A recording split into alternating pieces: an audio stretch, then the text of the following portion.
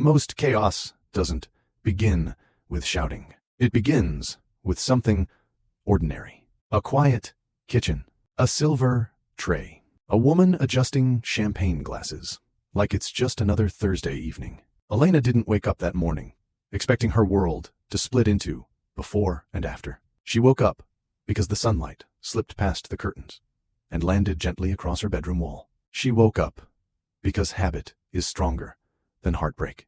She woke up because grief, at first, doesn't feel real. Have you ever had a day like that? A day where nothing looks different, but everything feels unfamiliar. She sat on the edge of her bed for a long time that morning, staring at the floor. The house was silent, too silent for a place that usually hummed with staff footsteps and early phone calls. Even the air felt slower. 12 hours earlier, she had stood beside her mother's casket. Now she was thinking about whether the crystal glasses were polished properly. That's how chaos sneaks in. Not with thunder, but with normalcy. And if you've ever been expected to function when your heart felt heavy, then you already understand what this story is about. Welcome back to Love Stories by Mr. Johnson. If you believe love is more than grand gestures,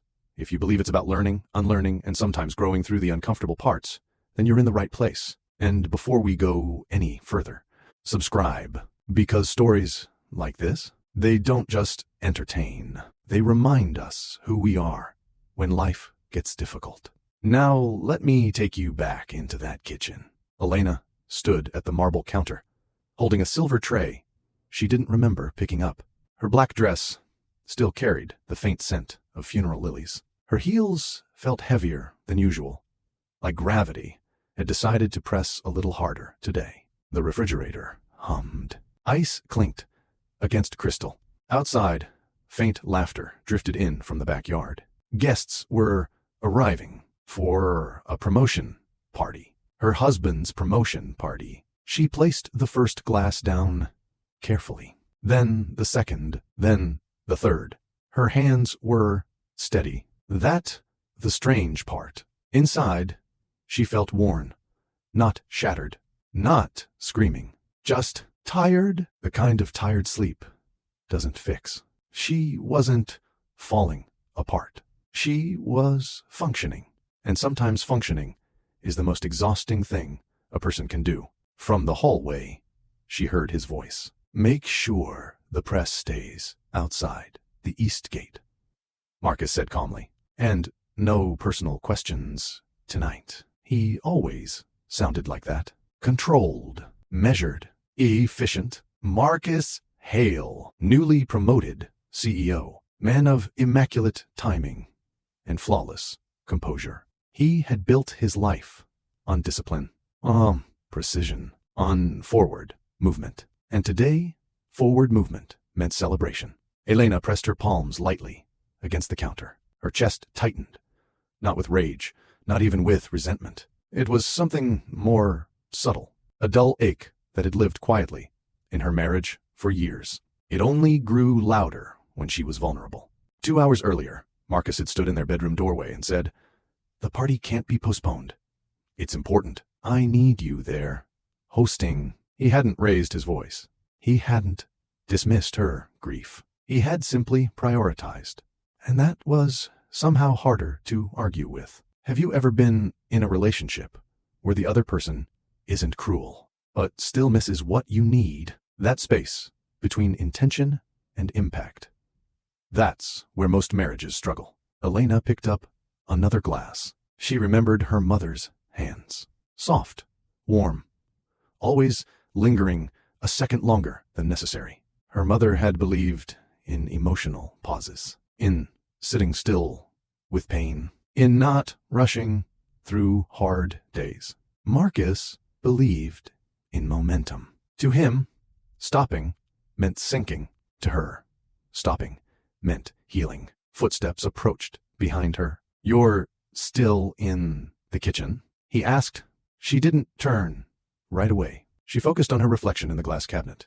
Swollen eyes carefully hidden under makeup. Posture straightened by sheer will. I needed a minute, she said softly. There was a pause. Marcus wasn't good with pauses. He filled them with solutions. The guests will start coming through here soon, he replied. It would look better if you were in the main hall.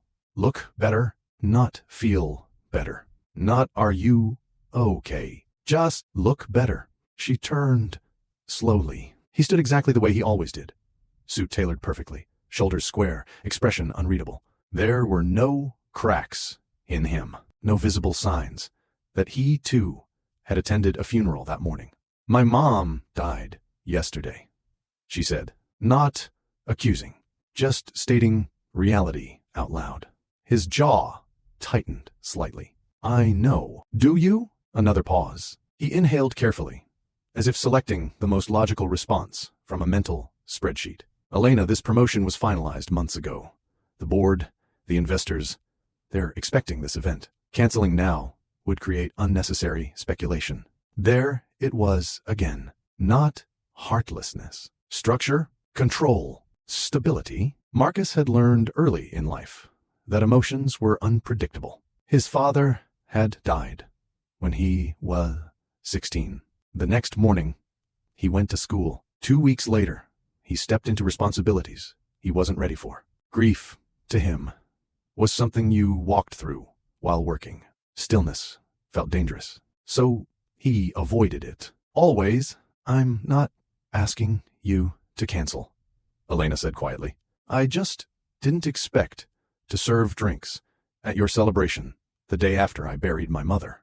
You're not serving drinks, he corrected gently. You're hosting. You're my wife. There it was. Again. Function. Role. Expectation. Elena felt something twist inside her.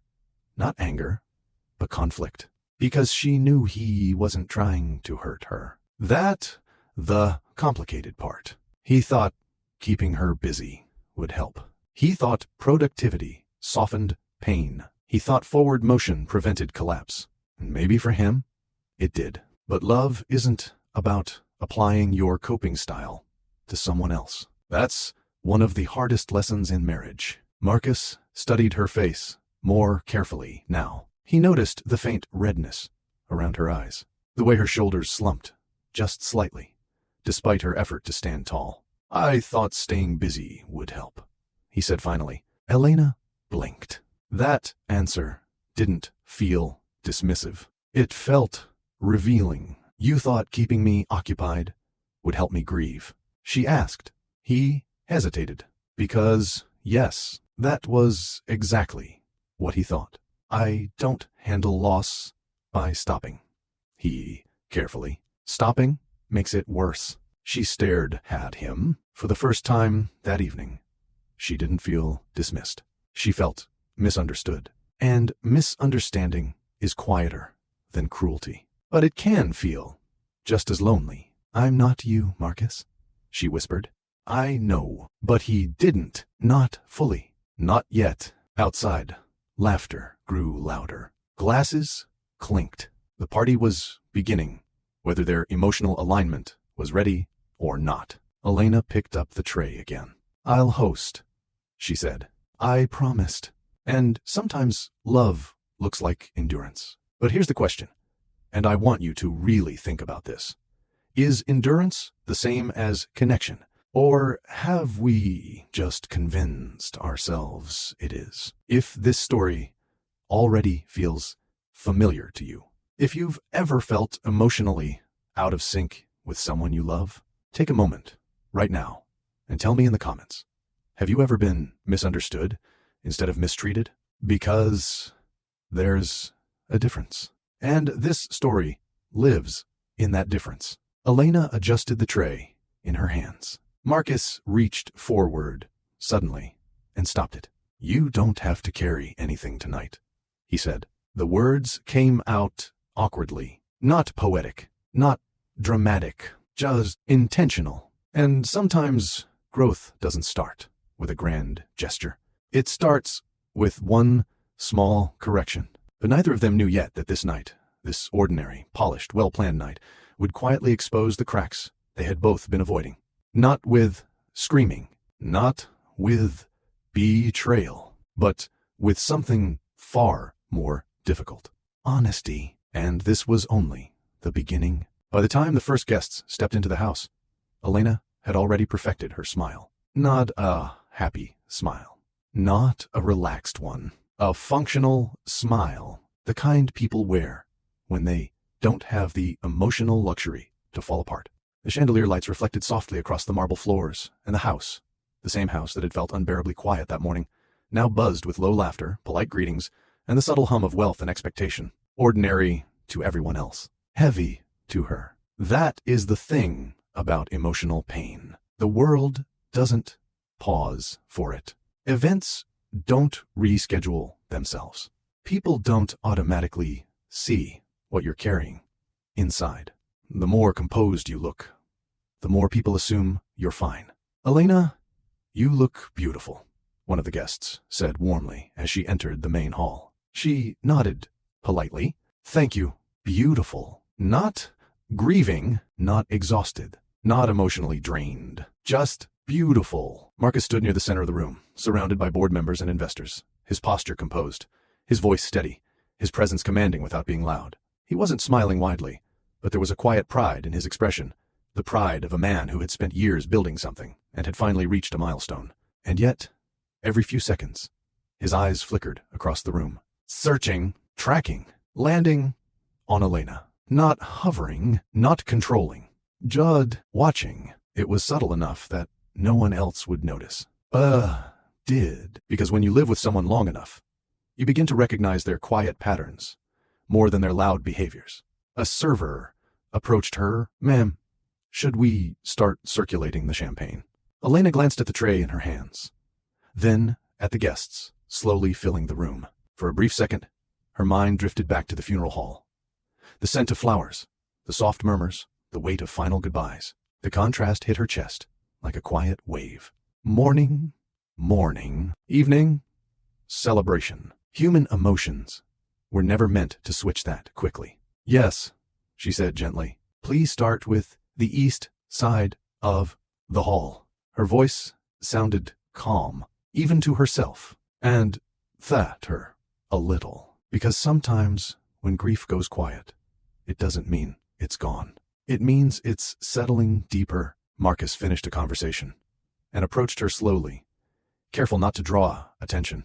You don't have to stay in one place, he said in a low voice. You can sit whenever you need to. She looked at him. That was new. Not an order, not an expectation. Adjustment? I'm fine, she replied automatically. And there it was, the most common sentence spoken by emotionally exhausted people.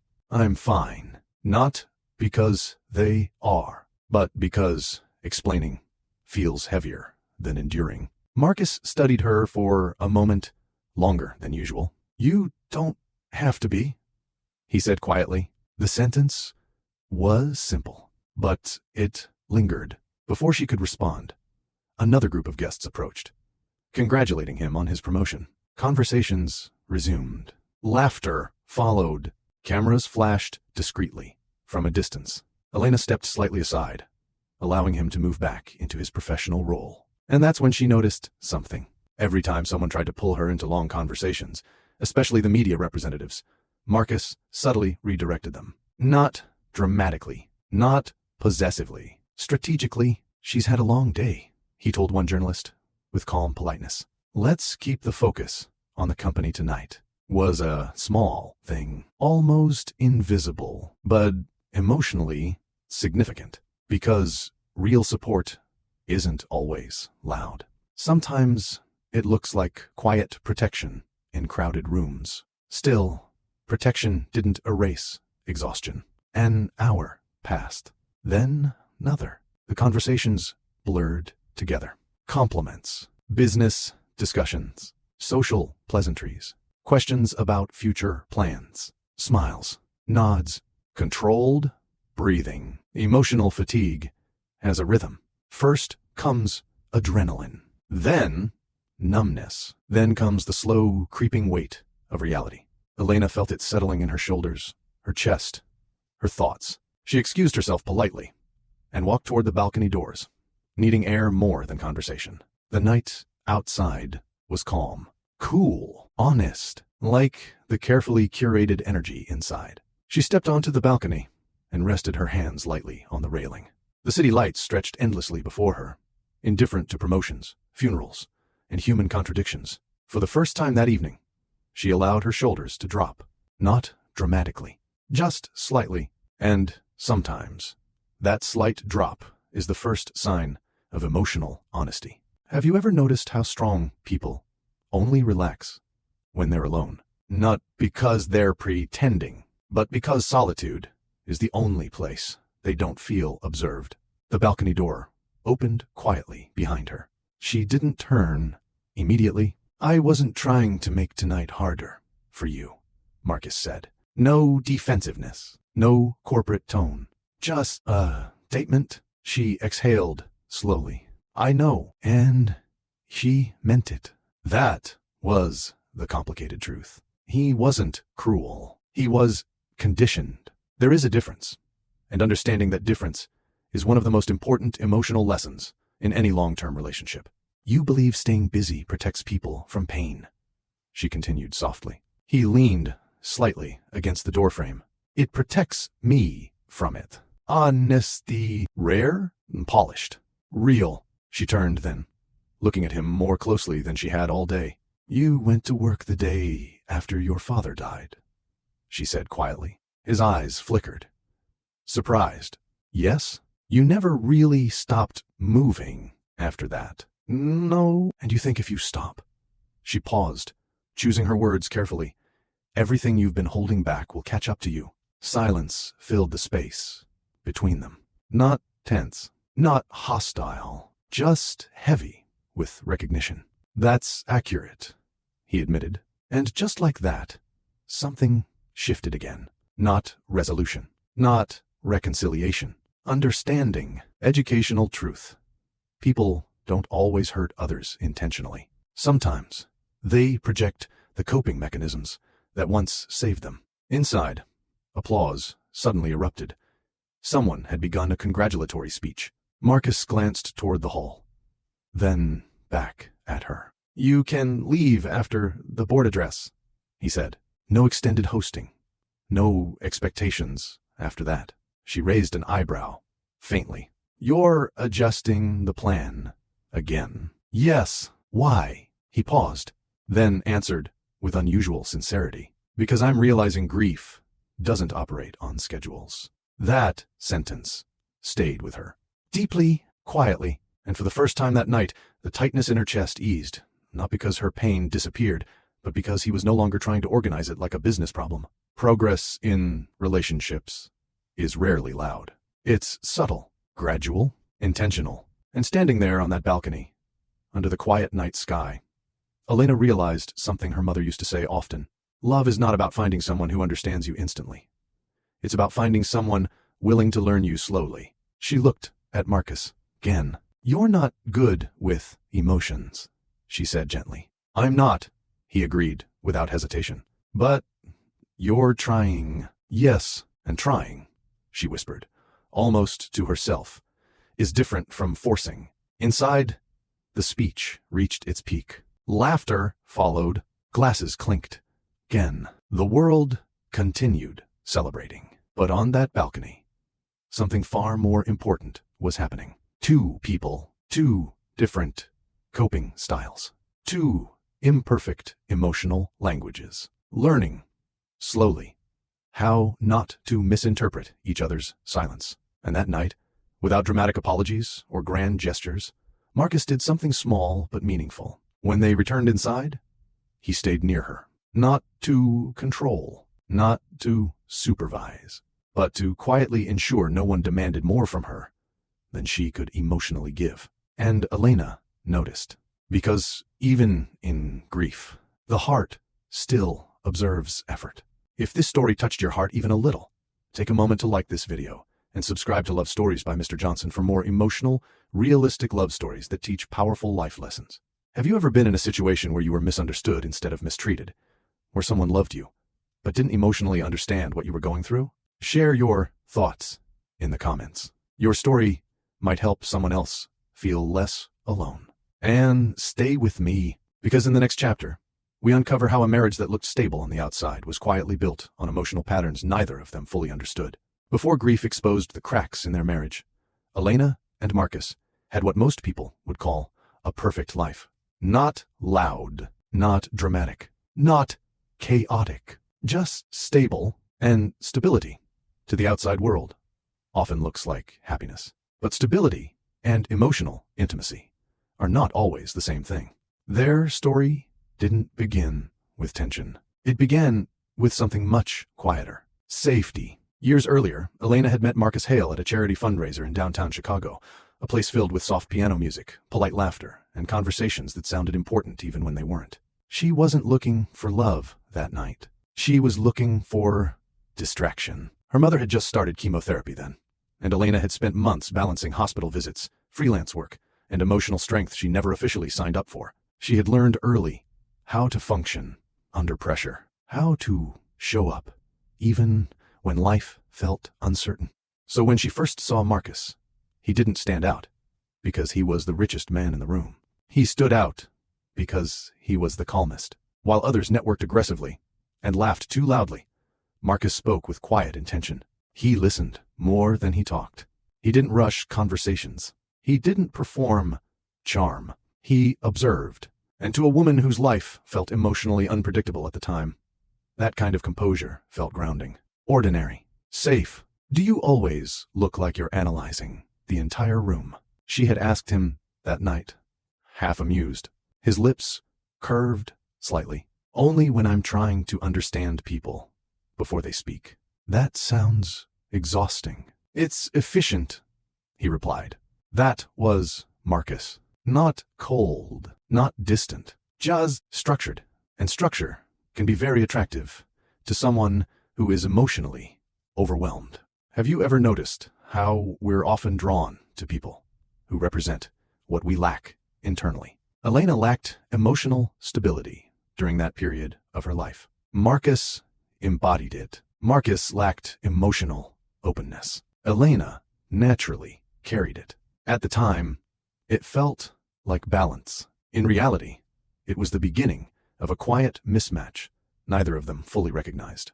Their conversations were easy, in an unexpected way, not deeply emotional, not intensely romantic, just steady, predictable, respectful. He didn't overwhelm her with grand gestures. He didn't demand emotional vulnerability too quickly. He simply showed up consistently. And consistency, especially during difficult seasons of life, can feel like love. 3 months into dating, her mother had a difficult hospital week. Marcus didn't say, "Tell me how you feel." He said, "I've cleared my schedule Thursday. I'll drive you." At the time, that meant everything. He didn't ask emotional questions. He solved practical problems. Educational truth. Some people express care through emotional presence. Others express care through reliability and action. Neither is wrong, but misunderstanding the difference can create emotional gaps later in relationships. Elena remembered sitting in the hospital waiting room back then, exhausted and anxious, when Marcus handed her a cup of coffee without saying a word. "You didn't have to stay," she told him quietly. "I prefer being useful," he replied. Useful, not expressive, not emotionally reassuring. Useful, and she accepted that language of love, because during that phase of her life, usefulness felt comforting. Her friends used to say, "He's so composed, so dependable, so stable," and they weren't wrong. Marcus was dependable. He called when he said he would. He arrived on time. He kept promises. He never played emotional games. But he also rarely spoke about feelings. Not because he didn't have them, because he didn't process them the same way. There is a life lesson hidden in this pattern, one many couples learn too late. Reliability builds trust, but emotional availability builds connection. At first, the absence of emotional depth didn't feel like a problem. It felt peaceful. After a year of dating, when he proposed, it wasn't dramatic. No orchestra, no grand public display, no speech about destiny, just a quiet dinner, a simple ring, and a calm sentence. I believe we would build a stable life together. Stable, not passionate, not overwhelming, not poetic. And strangely, she said yes without hesitation, because at that time in her life, stability sounded more valuable than intensity. Her mother even smiled when she met Marcus for the first time. He's quiet, her mother observed gently later that evening. He's reliable, Elena corrected. Her mother nodded slowly. Reliability is a beautiful trait, she said, but make sure he knows how to sit with your emotions too. Elena had laughed softly back then. He does, in his own way, and he did, just not in ways she fully understood yet. Early marriage was smooth, almost too smooth. No explosive arguments, no dramatic conflicts, no emotional chaos. Marcus handled finances with precision. He managed their schedules. He ensured their home ran efficiently. Problems were addressed quickly, logically, and calmly. To the outside world, they were the ideal couple. Successful husband, graceful wife, elegant home, predictable life. But emotional gaps rarely appear as obvious problems in the beginning. They appear as small moments. Moments like when Elena cried quietly after a stressful week, and Marcus responded by suggesting a vacation instead of asking what hurt. Moments like when she wanted to talk about her fears regarding her mother's health, and he responded with medical research and treatment options instead of emotional reassurance. He wasn't dismissing her feelings. He was trying to fix the situation because, in his mind, solving the problem reduced the pain.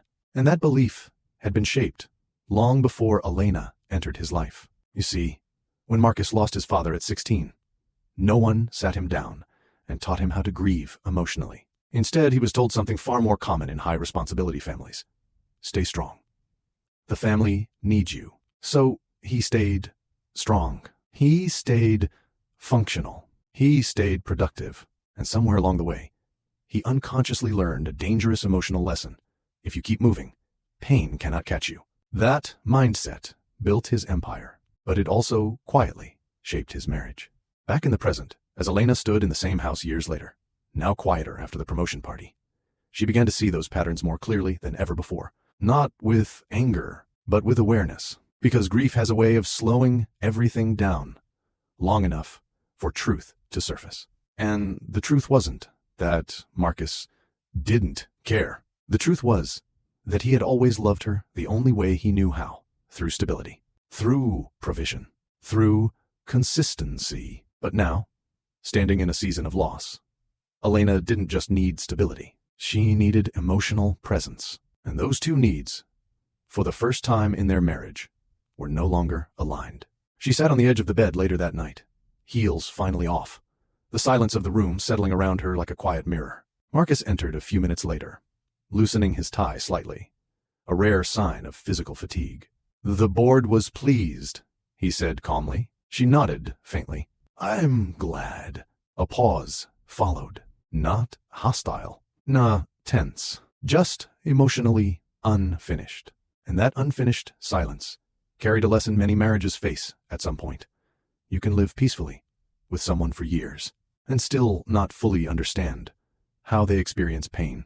Elena looked down at her hands. Then, softly, she asked the question she hadn't asked in years. Marcus, when your father died, did anyone ever ask how you felt? He stopped mid-motion, and for the first time that night, he didn't respond immediately, because some questions don't challenge logic. They challenge memory. And memory, when tied to suppressed grief, is never simple. Marcus didn't answer her question right away, not because he didn't hear it, but because it was the kind of question that didn't belong in boardrooms, strategy meetings, or structured conversations.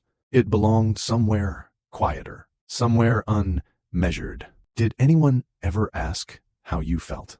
She had said. He stood still for a moment, one hand resting lightly against the back of the chair, his tie loosened just enough to signal fatigue, not vulnerability. No, he said, finally. The word wasn't defensive. Was factual. Elena watched him carefully, noticing the way his posture remained composed, even as the silence stretched between them.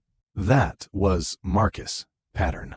Even when discussing something deeply personal, his body stayed disciplined, almost as if emotional discomfort had been trained out of him over the years. They asked if I was ready, he continued calmly. They asked if I could handle responsibilities. They asked if I would step into my father's role. He paused. No one asked how I felt. And just like that, the past quietly explained the present. Educational truth. People who grow up being praised for strength often learn to suppress vulnerability. Not because they lack emotions, but because they were never given permission to express them. Elena exhaled slowly. That must have been lonely, she said. Marcus frowned slightly, not in disagreement, but in unfamiliarity with the word itself. I didn't categorize it as loneliness, he replied. I categorized it as necessity. That sentence lingered in the room, longer than either of them expected.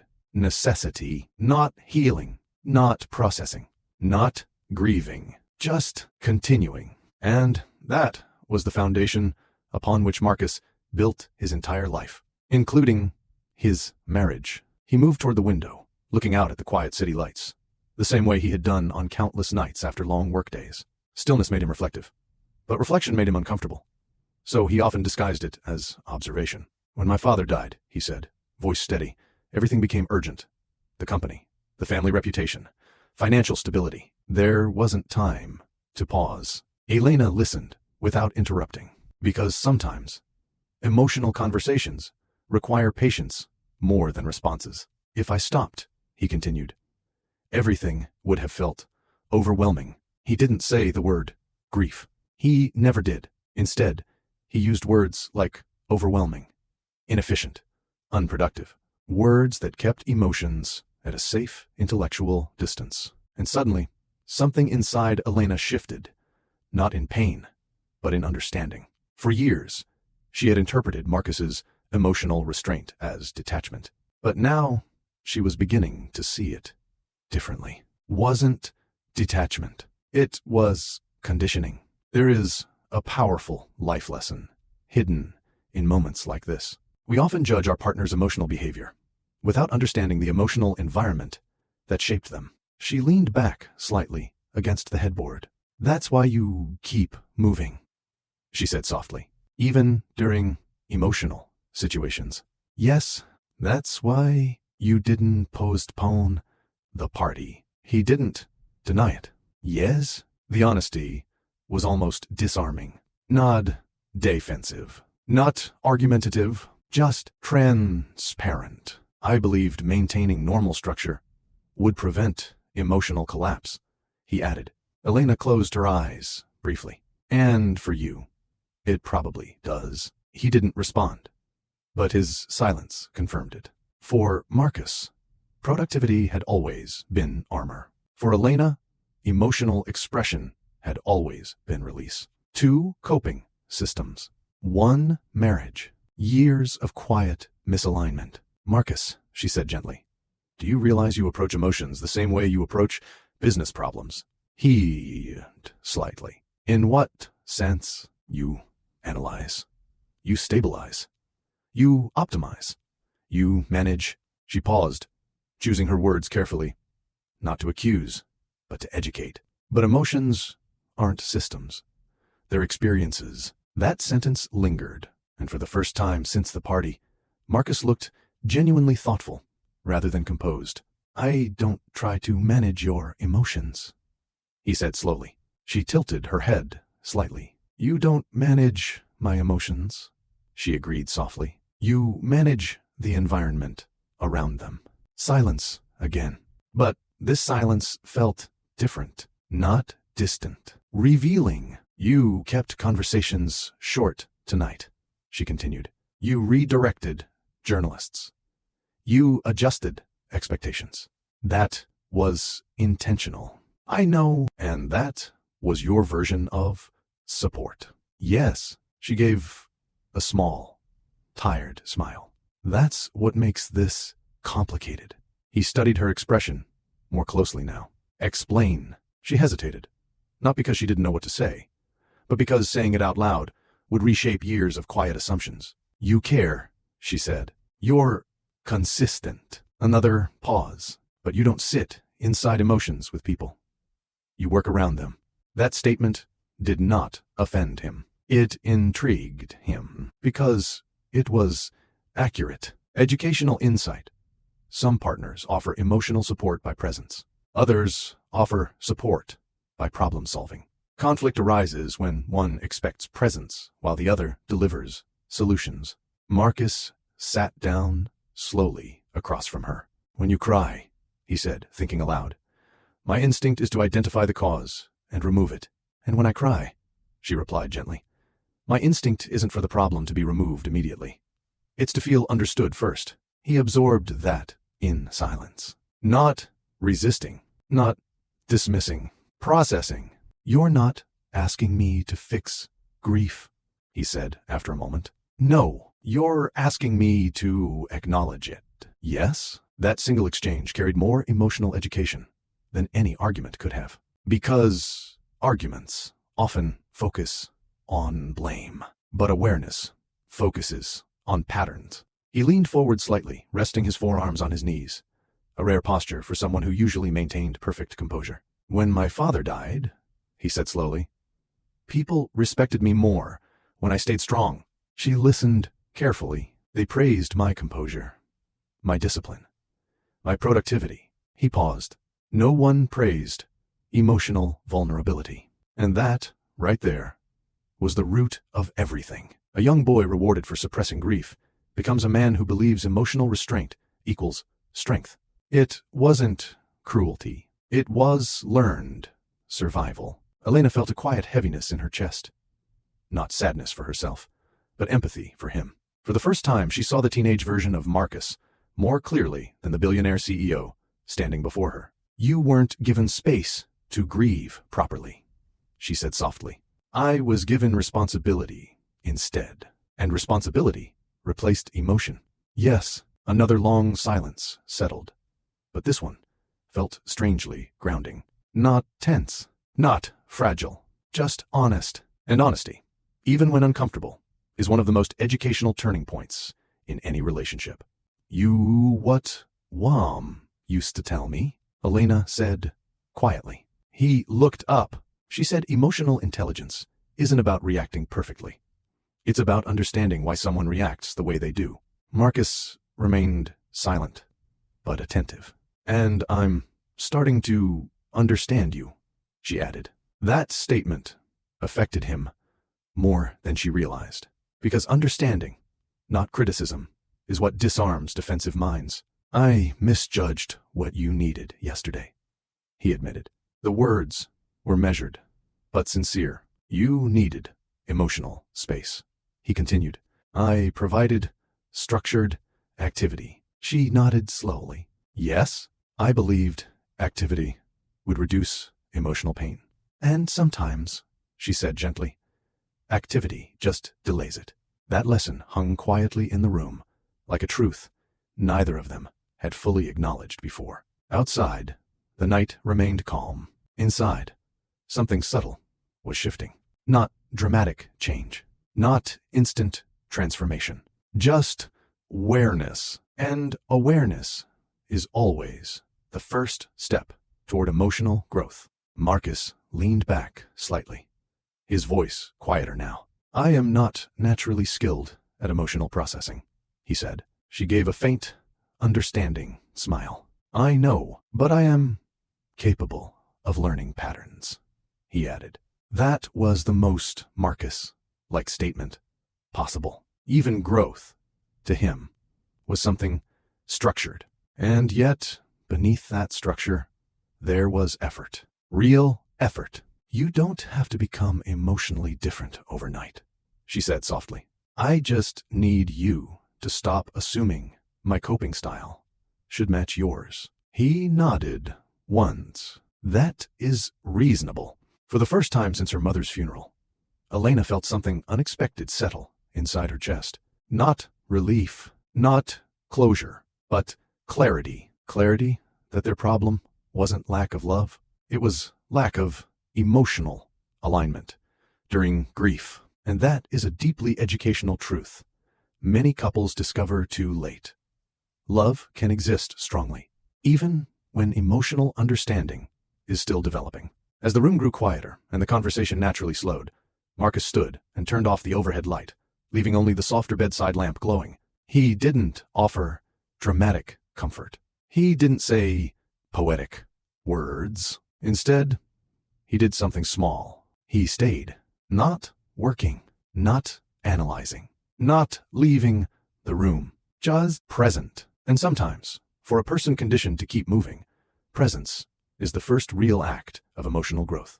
Unpolished, imperfect, but intentional. And Elena noticed, because even in grief, the heart recognizes effort before it recognizes perfection. Grief is quiet, but public life is not. 3 days after the promotion party, the house no longer smelled like fresh flowers or catered meals. The noise had faded. The guests were on. The champagne glasses were washed and stored away. On the surface, everything had returned to normal. And that was the problem, because nothing inside Elena felt normal. She stood in front of the mirror that morning, adjusting the sleeve of a soft black blouse, her movements slow and deliberate, not out of vanity, out of fatigue, not physical fatigue, emotional fatigue, the kind that lingers in your chest even after you've slept. Her phone buzzed softly on the dresser. Another notification, another message, another headline. CEO Marcus Hale celebrates major promotion with elegant private event. Elegant, private, successful? She stared at the screen for a long second before placing the phone face down. No headline mentioned the funeral that happened just hours before that elegant event. Why would they? The world only documents what it sees, not what people silently endure. Have you ever noticed how society praises composure without asking what it costs? That realization settled heavily in her chest as she walked out of the bedroom and into the quiet hallway. Downstairs, the house staff moved gently, respectfully quieter than usual since the funeral. Even they seemed to sense the emotional atmosphere, adjusting their tone and footsteps accordingly. But grief does not live in silence alone. Lives in routine, in empty chairs, in quiet mornings, in the absence of the one person who used to call just to ask if you ate breakfast. Elena, good morning, Mrs. Carter, the house manager said softly. Elena nodded politely. Good morning. You have a light schedule today. Only the foundation meeting in the afternoon. Of course, meetings, commitments, responsibilities, life, once again, moving forward without asking permission. That's fine, Elena replied gently. And once again, she used the most automatic phrase of emotionally strong people. That's fine. Educational truth. People who are emotionally resilient often appear functional long before they are emotionally ready. She walked into the kitchen, the same kitchen where she had stood holding that silver tray days ago, and paused briefly. The memory lingered, not dramatically, but quietly. The refrigerator hummed again. The sunlight fell across the counter the same way it had that morning. Ordinary. Everything looked ordinary, which made the emotional contrast even sharper. Marcus entered a few moments later, already dressed for work, his presence as composed as ever. His routine had resumed with near-perfect precision. Early calls, scheduled meetings, strategic briefings. Structure, always structure. Good morning, he said calmly. Good morning. He noticed it immediately. Not her appearance, not her posture, her energy. Marcus was not emotionally expressive, but he was observant. And observant people notice shifts others overlook. You slept, he said, not as a question. Yes, but not deeply, not peacefully, just enough for the body to continue functioning. He walked toward the coffee machine, preparing 2 cups the same way he always did. One black for himself, one lightly sweetened for her. A small habit. Consistent. Reliable. He placed her cup gently on the counter beside her. No dramatic words. No forced comfort. Just quiet consistency. And that, in its own way, was a form of care. But care expressed through routine can sometimes feel emotionally distant during grief. My assistant informed me that several media outlets are requesting interviews, he said. They declined. She looked up slightly. All of them? Yes. Why? He paused, then answered simply. Because they want narratives, not truth. That response surprised her more than she expected. The truth? She asked quietly. That you attended a funeral hours before that event, he replied. And that is not something I will allow to be publicly dissected. Silence filled the space between them. Not tense, not heavy, just thoughtful, because that was another side of Marcus most people never saw. Protective, not emotionally expressive, but strategically protective. Educational insight. Some partners protect privacy instead of displaying public emotional support. It may not feel warm, but it is still intentional care. I didn't realize you declined them for that reason, she admitted. I do not make decisions solely based on professional optics, he said. She studied him quietly. That sentence carried more emotional weight than it appeared on the surface. Before she could respond, her phone buzzed again. This time, it was a message from an old friend. You looked so graceful at the party. I don't know how you stayed so strong. Elena's fingers paused over the screen. Strong, graceful, composed. Words people use when they witness endurance, but not the cost behind it. She placed the phone down, vowelly. Everyone keeps saying I was strong, she murmured. Marcus leaned slightly against the counter, watching her expression carefully. And that bothers you? Yes. Why? Because strength felt like a performance.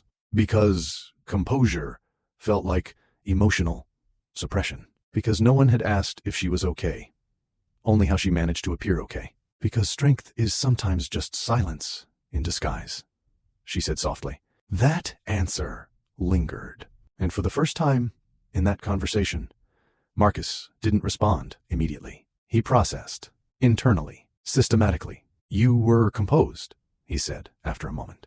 But composure does not indicate emotional absence. She blinked slightly. That was unexpectedly perceptive. You're becoming more observant emotionally, she said quietly. I am applying recent information, he replied.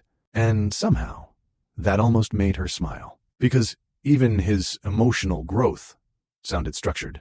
But it was still growth. And growth, even when imperfect, deserves acknowledgement. The morning remained calm.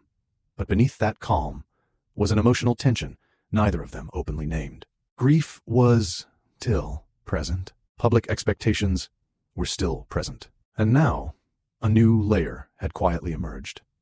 Societal perception. By noon, the foundation meeting approached, a commitment Elena had agreed to weeks ago, long before loss entered her life. As she prepared to leave, Marcus spoke again.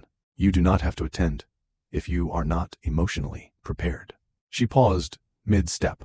That was new, very new. I thought you believed in maintaining structure, she said gently. I do, he replied, but I am beginning to understand that emotional recovery does not follow structured timelines.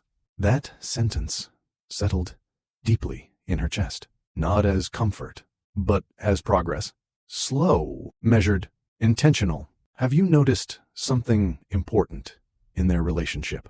He was not transforming overnight. He was adjusting gradually. And realistic love stories are not about sudden emotional perfection.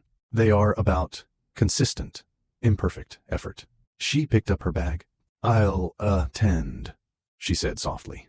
Not because I feel ready, but because I need to step outside the house. That is a reasonable decision.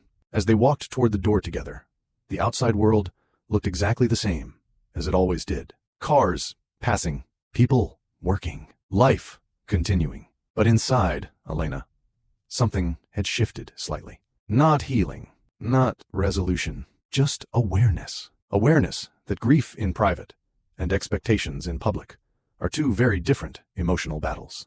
And she was now fighting both at the same time, without dramatic breakdowns, without loud complaints, without visible collapse, just quiet endurance. And quiet endurance, though often noted as strength, is one of the most emotionally exhausting states a person can live in. As the car door closed behind her, Elena looked out the window, her reflection faintly visible against the glass, composed on the outside, processing on the inside.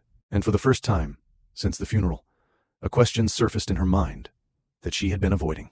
Not, does my husband care, but something much deeper. Does he understand how grief actually feels, or only how it should be managed? That question would soon shape everything that followed.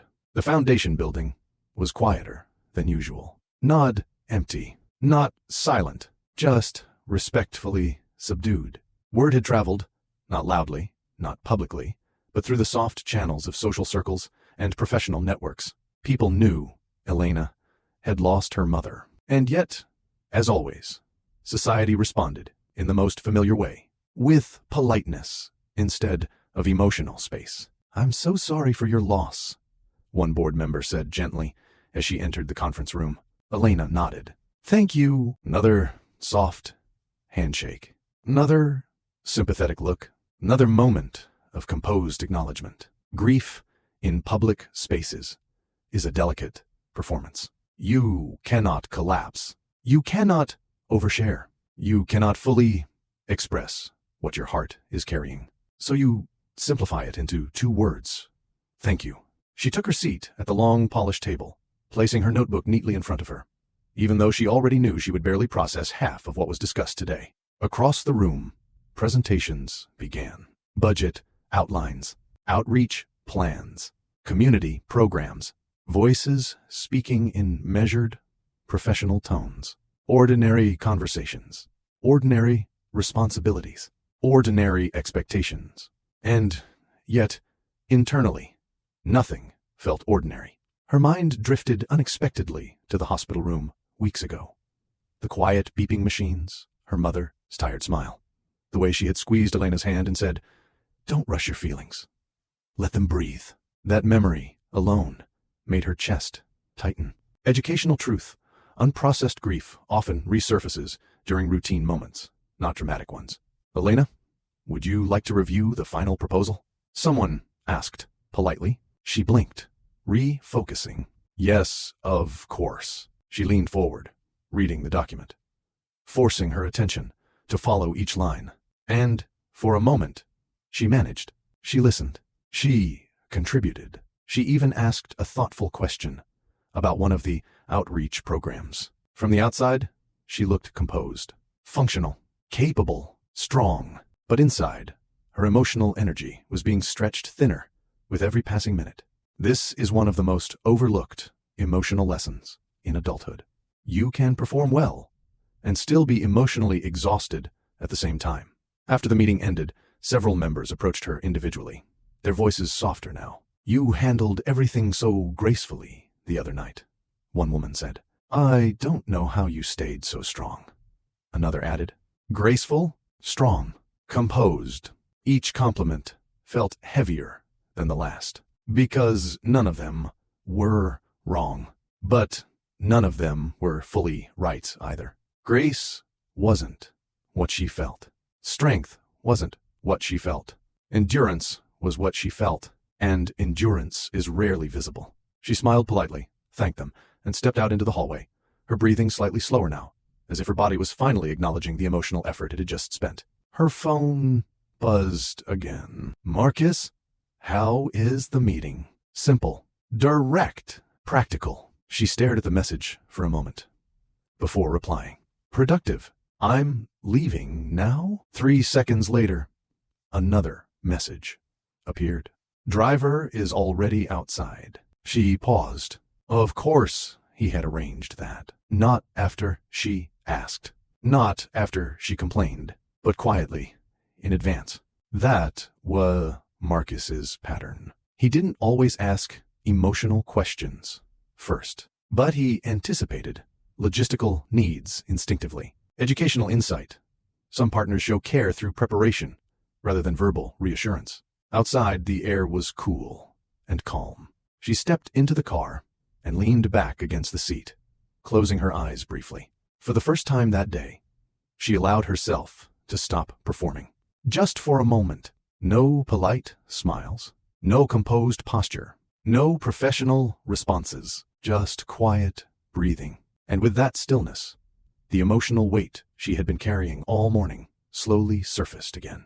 Not explosively, not dramatically, just heavily. By the time she arrived home, the house felt even quieter than before. Marcus was already there. That alone was unusual. He typically returned much later in the evening, often absorbed in back-to-back meetings and strategic reviews. But today, he sat in the living room, laptop closed, phone placed face down on the table. Waiting, not working, waiting. That small detail did not go unnoticed. "You're home early," she said softly as she stepped inside. Yes, no elaborate explanation, just presence. She set her bag down gently. "The meeting went well?" he asked. Did. He studied her for a moment, longer than usual. "You are more fatigued than you were this morning." Nod, a question, an observation. She exhaled slowly. Public interactions require a different kind of energy. He nodded once, as if storing that information mentally. "They kept saying I was strong," she added after a pause. "And that response did not feel supportive," he concluded. She looked at him, slightly surprised again. "You're learning faster than I expected." "I am listening more than I used to," he replied calmly. That sentence, simple as it was, carried quiet emotional progress. She walked toward the couch and sat down, her posture finally relaxing in a way it hadn't all day. "It's strange," she said softly. "People admire composure during grief, but they don't realize how much energy it takes to maintain it." Marcus leaned forward slightly, his hands resting together. "Because composure is visible," he said. "Emotional cost is not." She stared at him. That insight was not something the old Marcus would have verbalized. "You've been thinking," she observed. "Yes, about your statement 2 nights ago." She frowned slightly. "Which one?" "That emotions are experiences, not systems." Silence settled again, but not uncomfortable this time. Reflective. "I'm beginning to understand that my instinct to create structure during emotional situations may unintentionally create emotional distance," he continued. There it was. Awareness, not defensiveness, not justification, just awareness. And awareness is one of the most educational turning points in any relationship. "I never thought you didn't care," Elena said gently. "I just felt alone in how I was processing everything." He absorbed that quietly. "Alone despite companionship," he said. "Yes." Another pause. "I did not intend to create emotional isolation," he admitted. "I know." And she meant it. That, the complicated truth. He had never been emotionally neglectful on purpose. He had simply been emotionally conditioned. The difference matters. Lot. Have you noticed something important in their relationship dynamic? There is no shouting, no accusations, no dramatic conflict. Just 2 adults slowly understanding the psychological patterns behind their reactions. And that is a far more realistic representation of long-term love. "I keep moving because stillness amplifies unresolved thoughts," Marcus said after a moment. "And I need stillness to process emotions," Elena replied. 2 opposite coping mechanisms, both valid, both human, both misunderstood when not communicated properly. He leaned back slightly. Then the logical solution, he said, pausing briefly, is not for either of us to change our coping style entirely. She tilted her head, but to respect the difference. He finished. Her chest tightened slightly. Not in pain this time, but in quiet relief. That, she said softly, is the most emotionally intelligent thing you've said since the funeral. He did not smile, but the tension in his posture eased just slightly. For the first time since her loss, their conversation didn't feel like emotional misalignment. It felt like gradual alignment. Not perfect, not complete, but progressing. Outside, the late afternoon light filtered gently through the windows, casting soft shadows across the room. And in that quiet space, something subtle but meaningful was happening. Marcus was not trying to fix her grief. He was learning to sit beside it. Perfectly, quietly, deliberately, and Elena, for the first time in days, did not feel pressured to appear strong.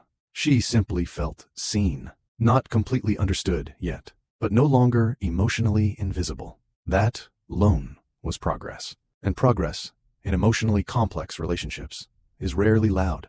It is measured in small shifts, small realizations, small adjustments in behavior that slowly reshape emotional safety. As the room settled into a calm silence, Elena leaned back against the couch, her voice softer now. "My mom used to say something," she murmured. Marcus looked at her attentively. She said the strongest relationships aren't the ones without emotional differences. The ones where both people are willing to understand those differences over time.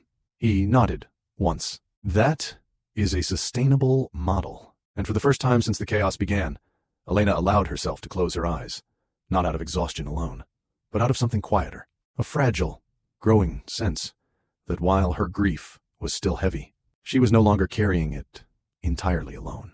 Sympathy fades faster than grief. In the first few days after a loss, people call. They message. They soften their tone. They offer condolences, wrapped in gentle words and careful pauses. But then life resumes. When life resumes for everyone else, grief becomes quieter for the person who is still living inside it.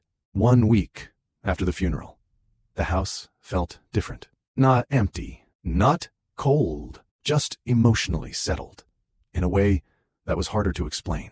The flowers had been cleared. The condolence cards were neatly stacked. The phone notifications had slowed.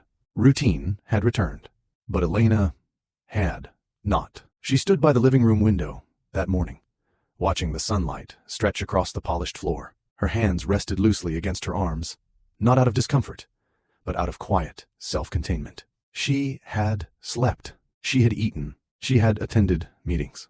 She had responded to messages. Functionally, she was doing everything right. Emotionally, she felt delayed. Have you ever noticed how grief doesn't always arrive all at once? Sometimes it waits. It waits until the noise disappears, until the sympathy quiets, until you're finally alone with your thoughts. And then it settles in, slowly, deeply, persistently. Behind her, the soft sound of a laptop closing echoed through the room. Marcus, he had been working from home more often this week. Not announced, not discussed, just quietly adjusted. "You've been standing there for 9 minutes, he said calmly. She didn't turn immediately. "I didn't realize you timing me. I was observing," he corrected. That was Marcus's language. Observation instead of assumption. Analysis instead of intrusion. She finally turned slightly, offering a faint, tired smile. "I wasn't thinking about anything specific," she said. "That is unlikely." She exhaled softly. "You're right." He waited, not interrupting, not filling the silence, just waiting. A week ago, he would have redirected the conversation or suggested a task. Now he stayed quiet, and that silence, though small, was significant. Educational truth. Learning to sit in silence with someone's emotions is a form of emotional growth, especially for people conditioned to fix instead of feel. I keep expecting my phone to ring, she admitted, quietly. Even though I know it won't. Marcus's expression shifted slightly. Not dramatically, but attentively. Your mother used to call you daily, he said. Yes, at 8:15 a.m. She blinked, surprised. You noticed that? Yes, another small realization. He noticed patterns, even emotional ones. I used to rush those calls sometimes, she whispered. I'd tell her I'd call back later, or that I was busy. Her voice didn't break. It softened. And now, she continued, I would give anything for one more unnecessary conversation. Silence filled the room again. Heavy, real, unavoidable. Marcus didn't respond immediately. Not because he didn't care, but because he was learning that not every emotional statement required a solution. I regret not encouraging you to take more of those calls, he said after a moment. She turned toward him, surprised again. You never discouraged them. I prioritized efficiency, he replied. And efficiency often shortens moments that later become emotionally significant. That sentence stayed in the air, longer than expected. Educational insight. In highly structured lives, meaningful emotional moments are often unintentionally minimized in the name of productivity. Elena walked slowly toward the couch and sat down, her movements quieter than usual. I don't think the grief fully hit me during the funeral, she admitted, or even during the party. That aligns with delayed emotional processing, Marcus said. She looked at him. You've been searching grief, haven't you? Yes. And what did your research conclude? That grief is not linear, he replied calmly. It does not follow schedules, deadlines, or expected emotional timelines. For a brief second, she almost laughed. Not out of humor, out of irony. You're studying grief like it's a business model, she said gently. I am studying it like a human experience. I was never properly taught to navigate. That answer disarmed her more than any comforting phrase could have, because it was honest, unpolished, effortful, and effort, especially from emotionally reserved people, carries deep significance. The house remained quiet, too quiet, and that quietness began to reveal something neither of them had fully confronted yet: the absence of distraction. No guests, no events, no structured obligations, just space. And space is where emotions become louder. Marcus sat across from her, his posture less rigid than usual. You have been functioning consistently, he observed. That's not the same as healing, she replied softly. I am aware. Another pause. I don't feel broken, she added after a moment. I feel heavy, emotionally heavy, he clarified.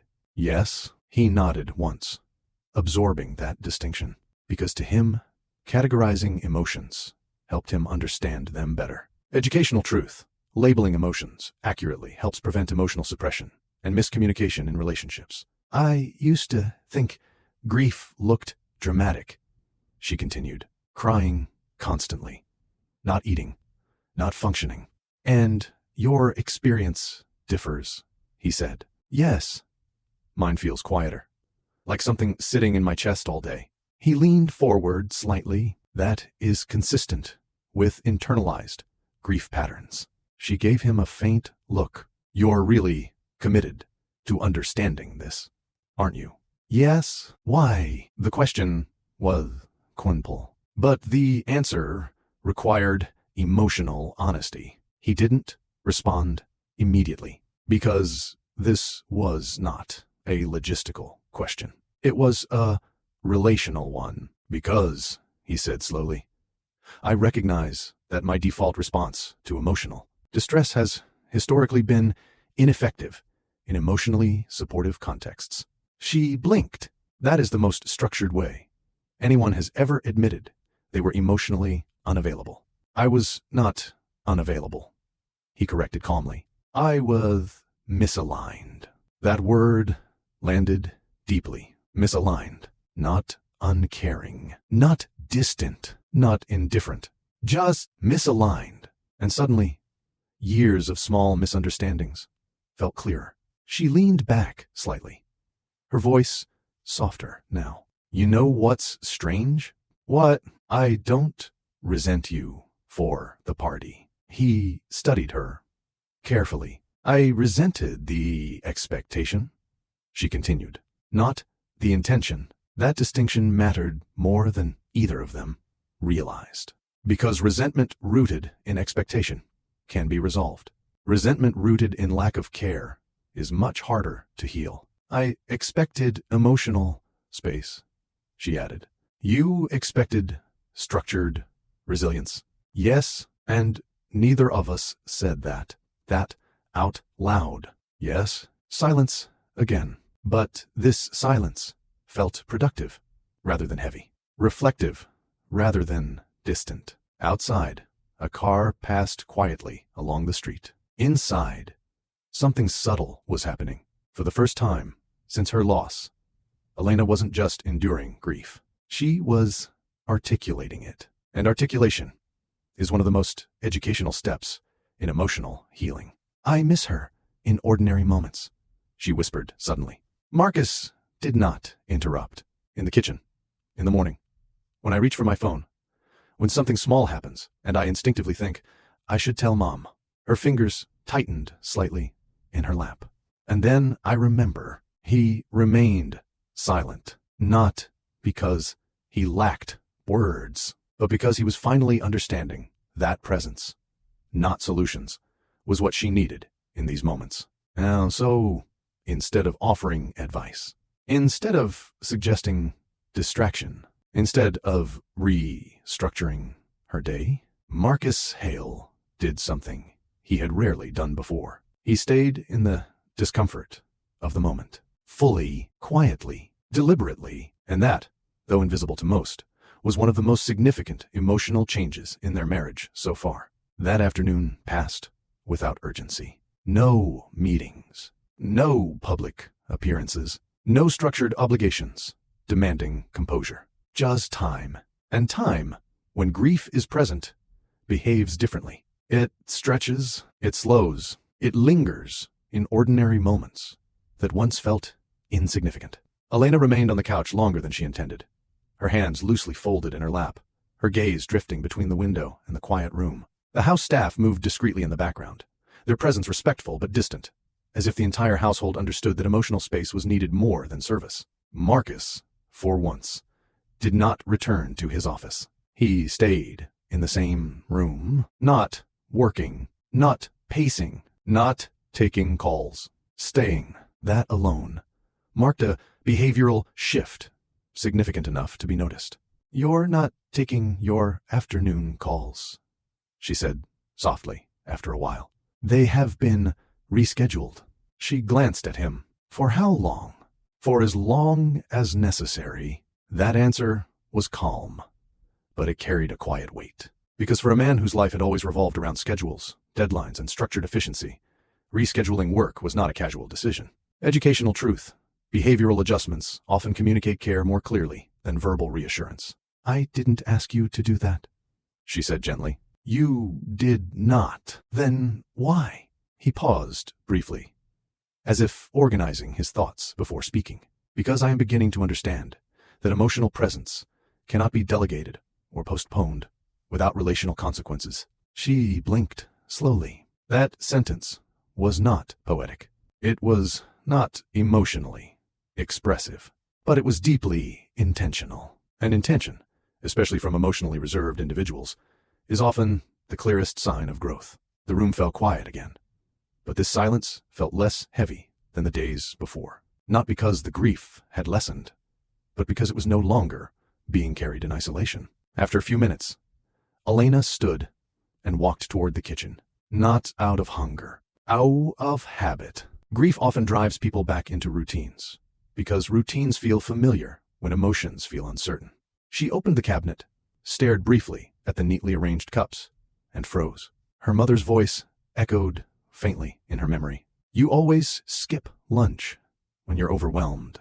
Her fingers tightened slightly against the cabinet door. She hadn't realized she had done exactly that. Again, Marcus appeared quietly at the doorway, observing, not intruding. "You have not eaten since breakfast," he said. She exhaled faintly. "I wasn't hungry." "That may be physiological," he replied. "Or emotional." She turned toward him, a faint, tired smile appearing. "You're analyzing my eating habits now. I am observing behavioral patterns associated with grief." That almost made her laugh. Almost. "You know," she said gently, reaching for a glass of water, "most people would just say, 'You should eat.' That would address the symptom," he responded calmly, "but not the cause." Educational insight. Emotionally analytical individuals often focus on root causes rather than surface behaviors, which can feel distant but is not inherently uncaring. She leaned lightly against the counter, sipping the water slowly. "My mom used to remind me to eat," she murmured. Silence followed. Not abrupt, not awkward, just emotionally real. "She would call and ask what I had for lunch," Elena continued softly. "And if I said coffee, she'd lecture me for 5 minutes." Marcus absorbed that quietly. "And you found that comforting," he said. "Yes, despite the lecture." "Yes," she repeated, a faint smile touching her lips before fading. "Because it meant she was paying attention." That sentence lingered heavily in the air. Paying attention, not solving, not fixing, not managing, just noticing. Marcus leaned slightly against the doorway, his posture less rigid than usual. "I am attempting to pay closer attention," he admitted. She looked at him, studying his expression carefully. "I can tell. And is that helpful?" he asked, the question unusually direct. She considered her answer carefully. "Yes," she said, "but it feels unfamiliar." "Unfamiliar in a negative sense?" "No," she replied softly. "Unfamiliar in a new sense." That distinction mattered, because emotional growth in long-term relationships often feels unfamiliar before it feels comfortable. She placed the glass down gently. "I think the hardest part of grief," she continued, "is that it interrupts your emotional rhythm." "Explain," he said. "You're used to a certain emotional baseline," she said slowly. "Certain conversations, certain routines, certain emotional supports." She paused. "And when one of those supports disappears, everything else feels slightly off balance." He nodded once, processing. "That aligns with psychological dependency models," he said. She gave him a look of mild amusement. "You always translate emotions into structured concepts." "That is how I understand them," he replied calmly. Educational truth. People process emotions differently. Some through expression, others through analysis. Neither method is wrong, but mutual understanding is essential for healthy communication. She walked back toward the living room, moving slower now, less out of exhaustion and more out of reflection. Marcus followed shortly after, maintaining a respectful distance rather than hovering. That was another adjustment. Previously, he would have filled silence with practical suggestions. Now, he allowed emotional pacing to exist naturally. "You know what I realized this morning," Elena said as she sat down again. "What?" "I wasn't actually thinking when I stood by the window." He remained attentive. "I was feeling," she clarified. "And that distinction is significant," he replied. "Yes," she said softly, "because I think I've spent most of the past week functioning instead of feeling." Silence again. But this silence carried clarity rather than confusion. Educational insight. Functioning during grief is a survival mechanism, not a sign of emotional recovery. I believed activity would protect you from emotional overwhelm, Marcus admitted after a moment. And now, I believe emotional acknowledgement may reduce long-term psychological strain. She blinked. That, a very technical way of saying, feel your feelings. Yes, for the first time that day, she let out a quiet, genuine laugh. Short, soft, but real. And that small moment carried more emotional significance than either of them acknowledged aloud. Because laughter, even brief, is often the first sign that emotional heaviness is being shared, rather than suppressed. The late afternoon light shifted gradually across the room, casting longer shadows against the floor. Time moved. Slowly, gently, and in that slowed space, Elena felt something she hadn't allowed herself to fully recognize yet. She was no longer emotionally alone in her grief. Not because Marcus suddenly became emotionally expressive. Not because he transformed overnight, but because he stayed present instead of retreating into structure. I'm still angry about the party, she admitted suddenly. He did not flinch. That is reasonable, he replied calmly. I understand why you didn't postpone it, she continued. But it still hurt. Yes, no defensiveness, no justification, just acknowledgement. And acknowledgement in emotionally complex relationships is often more healing than explanation. I wish you had asked what I needed, instead of deciding what would help, she said quietly. That is a valid critique, he responded. Another pause. I am accustomed to anticipating needs based on logic, he added. But emotional needs require direct communication. She nodded slowly. They do. Silence settled once more, but this time it felt lighter. Not empty, not tense, just honest. And honesty, especially in grief, creates emotional space where healing can begin. Slowly, imperfectly, realistically. As evening approached and the house grew quieter again, Elena leaned back into the couch, her voice softer than before. My grief isn't dramatic, she said. It's quiet, persistent, present in ordinary moments. Marcus remained still, listening fully. And I think, she added gently, I don't need solutions right now. He nodded once. Then I will not provide them. And I don't need you to fix how I feel. I understand.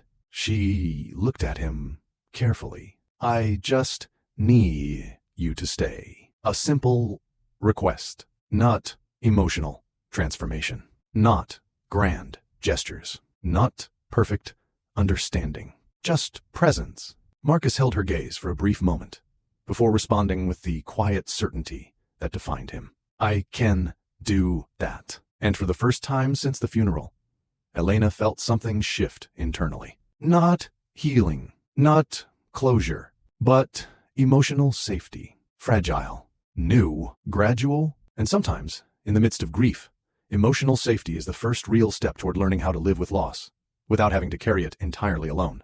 If you're still listening, it means this story is touching something real inside you. Take a moment to like this video and subscribe to Love Stories by Mr. Johnson for more deeply emotional love stories that don't just entertain. They teach powerful life lessons about grief, marriage, and emotional growth. Tell me honestly, in the comments, do you think emotional presence is more important than problem solving during difficult times? Because in real relationships, love is not always about fixing pain. Sometimes it's simply about staying when emotions get heavy. Stay with me because in the next chapter, the emotional tension deepens as Elena's quiet grief begins to clash with the expectations of normal life. And Marcus faces a moment where presence alone may no longer be enough. Normal life has a quiet way of returning before the heart is ready. Not loudly, not suddenly, but gradually. Mail's resume, schedules fill, conversations shift back to routine topics. And one day, you realize the world has moved forward, while a part of you is still standing still. 2 weeks after the funeral, Elena noticed it first in the smallest way. Her calendar. It was no longer empty. Foundation meetings, social commitments, charity planning sessions, A dinner invitation from a long-time family associate. Ordinary responsibilities. Ordinary expectations. Extraordinary emotional weight. She sat at the dining table that morning, staring at the neatly organized planner in front of her, her fingers resting lightly against the page, but not turning it. The sunlight filtered through the large windows, exactly the same way it had every other morning. Everything looked normal, which made the internal contrast sharper. Marcus entered a few minutes later, already dressed for work, tablet in hand, movements as precise as ever, but slightly slower than usual. A subtle adjustment. Only someone who lived with him closely would notice. "You have 3 scheduled commitments this week," he said calmly. She didn't respond immediately. "I saw," she replied softly. Another pause followed. Not tense, not confrontational, just emotionally thoughtful. "You do not appear enthusiastic," he observed. She let out a quiet breath. "I'm not." He placed the tablet down instead of continuing to scroll. A small but intentional behavioral change. Educational truth. When someone pauses their routine to engage emotionally, it signals prioritization, even if they don't verbalize it directly. "I don't know how to return to normal life yet," she admitted. "What aspect of normal life feels most difficult?" He asked. She almost smiled faintly. "You ask questions, like a researcher." "I am attempting to understand variables," he replied. She leaned back slightly in her chair. "The expectations," she said after a moment. "The assumption that 2 weeks is enough time to emotionally adjust." He nodded once. "That assumption is statistically inaccurate." She blinked. "You're analyzing grief timelines now?" "Yes." "What did your research say?" "That emotional recovery after loss varies significantly based on relational attachment and psychological processing style." She shook her head gently, a soft exhale escaping her. "You translate emotions into data." "It's how I avoid misinterpretation," he answered. That honesty was becoming more frequent, more direct, more intentional. And yet, despite his growing awareness, something inside Elena still felt off. Not because he wasn't trying, but because her grief was no longer in its initial stage. It was evolving, deepening, becoming quieter, but heavier. Have you ever noticed how grief changes form over time? At first, it is sharp and overwhelming. Then it becomes quiet and persistent. And eventually, it settles into ordinary moments. Unexpected, subtle, and emotionally complex. "I don't cry every day," she said suddenly. Marcus looked at her attentively. "But I think about her every day." He remained silent, allowing her to continue. "In small moments," she added, "when I make tea, when I walk past my phone, when something happens, and my first instinct is to tell her." Her voice stayed steady, not breaking, not dramatic, just honest. "That indicates continued emotional attachment," he said softly. "Yes, and emotional attachment does not dissolve on a fixed timeline." "No," she replied quietly. Silence followed, but this silence felt different from previous ones.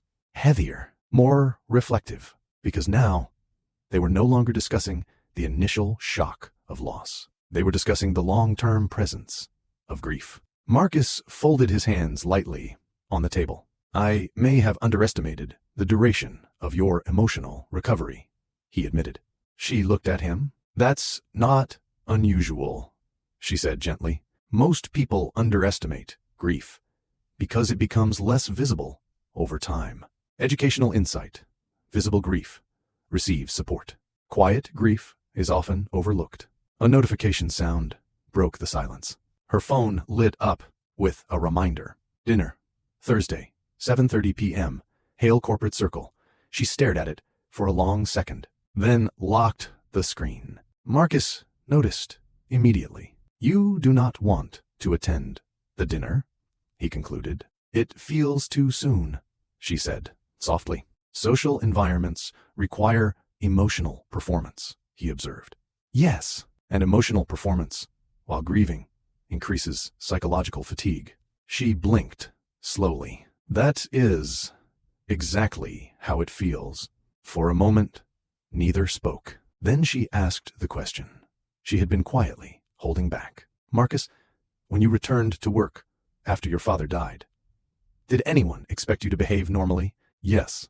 And did you? Yes. Immediately? Yes. She studied his expression carefully. How did that affect you long term? He did not respond right away, because this was not a logistical question. This was emotional introspection. It normalized emotional suppression, he said finally. The honesty in that sentence shifted the atmosphere instantly. You're aware of that now, she said. Yes, and you don't want that for me? No. That answer came faster than usual, more instinctive, more certain. She lowered her gaze slightly, her fingers resting against the table. That's what makes this complicated, she whispered. Explain. You're trying to give me emotional space, she said, but life is still expecting normal behavior. He leaned back slightly, processing. That creates a conflict between internal emotional state and external social expectations. Yes, another pause. And that conflict is exhausting, he added. She nodded slowly. It is. Educational truth, one of the most emotionally draining experiences, is being expected to function normally while internally processing loss. The room grew quieter. Not empty, just emotionally aware. Marcus glanced briefly at the calendar on his tablet again, then back at her. The dinner invitation is optional, he said. It's not really optional, she replied gently. It's expected. He studied her expression more closely now. Expected by whom? Society. Business circles. People who equate presence with stability. Silence again. Then, in a rare moment of direct emotional clarity, Marcus spoke with unusual firmness. Your emotional well-being is not subordinate to social expectations. That sentence landed deeply, not loudly, but significantly. You're saying I shouldn't go? She asked. I'm saying, he replied calmly, that attending while emotionally unprepared may create unnecessary psychological strain. She leaned back slightly, absorbing his words. 2 weeks ago, this was the same man who insisted the promotion party proceed as planned. Now, he was advising emotional consideration over social obligation. Growth. Slow, measured, real. But growth does not immediately erase emotional tension. Because even as he adjusted, Elena was confronting a deeper internal struggle, not whether Marcus was trying, but whether she knew how to ask for what she truly needed. That realization was far more complex than grief itself. The dinner invitation stayed on her mind longer than she expected, not because it was important, but because of what it represented. Expectation, normalcy, performance. That evening, the house felt unusually still, the kind of stillness that made small thoughts feel louder. Elena sat in the living room with the planner still open beside her, her eyes drifting over the scheduled events as if staring long enough might make them emotionally easier. Grief did not negotiate with calendars. Marcus walked in quietly after finishing a brief call, placing his phone face down on the table, a habit he had started recently whenever he sensed she needed emotional space rather than divided attention. You are still considering the dinner, he observed. Yes, you do not want to attend. No. Silence followed, but it wasn't uncomfortable. It reflective. She traced her finger lightly over the edge of the planner. I keep thinking about how people will interpret my absence, she admitted. In what way? They'll assume I'm withdrawn, or unstable, or unable to handle public expectations. Marcus leaned slightly against the arm of the chair, his posture composed but attentive. The assumption concerns you. Yes. Another pause. And yet, he continued calmly, attending while emotionally depleted may lead to greater internal strain than external judgment. She exhaled slowly. That's the logical conclusion, she said. But emotions aren't always logical. I am beginning to understand that. That admission was quiet, but meaningful. Educational truth. Emotional decisions are rarely about logic alone. They are often shaped by fear of perception, responsibility, and internal pressure. Elena closed the planner gently. I've spent most of my life being emotionally responsible, she said softly. Marcus watched her carefully. Responsible? In what sense? In the sense that I show up, she explained. Even when I'm tired. Even when I'm hurting. Even when I'm not ready. She paused, her voice steady but heavier now. My mom used to say I was her strong one. And you internalized that identity, he concluded. Yes, that is consistent with adaptive emotional roles in caregiving relationships. She gave him a faint look. You always make emotional psychology sound like a case study. I am trying to understand patterns, he replied calmly. What pattern do you see now? That you equate emotional endurance with personal responsibility. She blinked slowly. Because that was uncomfortably accurate. I don't know how to just not show up, she admitted quietly. Silence settled between them again. But this silence felt deeper than the previous ones. Not heavy, not tense, just revealing. Marcus leaned forward slightly, his voice measured, but softer than usual. Not showing up is not the same as failing, he said. She looked at him. It feels like failing, she whispered, because you associate presence with strength. Yes, and absence with weakness. Another pause. Yes, educational insight. Many emotionally strong individuals struggle with boundaries because they equate rest with weakness and endurance with value. He absorbed that information carefully before speaking again. Your current emotional state is not weakness, he said. It is psychological processing. She almost smiled faintly. You're reframing grief like a structured phase. I am reframing it as a valid human response, he corrected. That distinction mattered more than it seemed. She leaned back against the couch, her shoulders finally relaxing just slightly. When my mom was sick, she said quietly, I didn't allow myself to emotionally collapse. Because you needed to remain functional, he replied. Yes, and now that the crisis has ended, your emotional system is no longer in survival mode. Her chest tightened slightly. That's exactly how it feels. Delayed emotional release, he said calmly. She closed her eyes for a brief moment. Not in pain, in recognition. Educational truth. When people suppress emotions during a crisis, grief often surfaces more strongly once the crisis ends. I thought the funeral would be the hardest part, she admitted.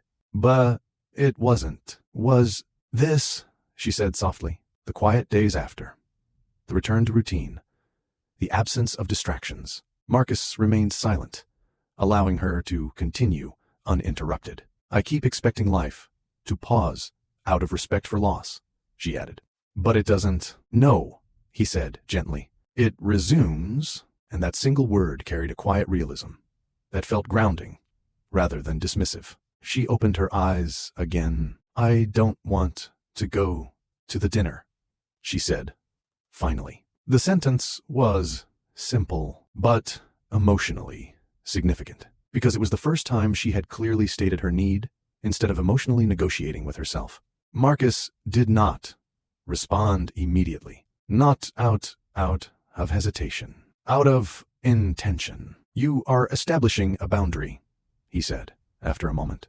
Yeah, and that boundary is based on emotional capacity. Yes, he nodded once. That is a psychologically healthy decision. She studied his expression. You're not disappointed.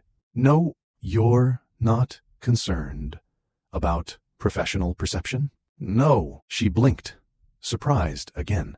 Why? Because long-term emotional stability has greater value than short-term social compliance, he replied calmly. That sentence settled deeply within her, not as dramatic comfort, but as emotional permission. Permission she hadn't given herself yet. I think I needed to hear that, she admitted softly. You should not require external permission to prioritize emotional well-being, he said. She gave a small, tired smile. Maybe not. But sometimes it helps when it comes from someone whose expectations usually revolve around structure. That observation was accurate, and he knew it. I am adjusting my expectations, he said simply. Silence followed again, but this time it felt lighter, more balanced, more aligned. Not because grief won, but because emotional pressure had reduced slightly. For the first time since the funeral, Elena felt something subtle shift inside her chest.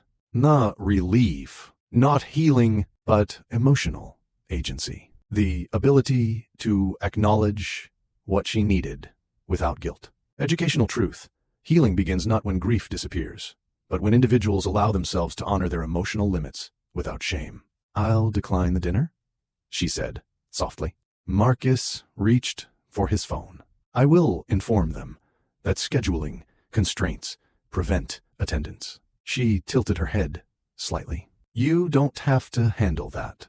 That's for me. I am aware, he replied, but I am choosing to support your boundary in a practical manner. She watched him for a moment, and something about that gesture, quiet, efficient, intentional, felt deeply aligned with who he was. He wasn't suddenly becoming emotionally expressive.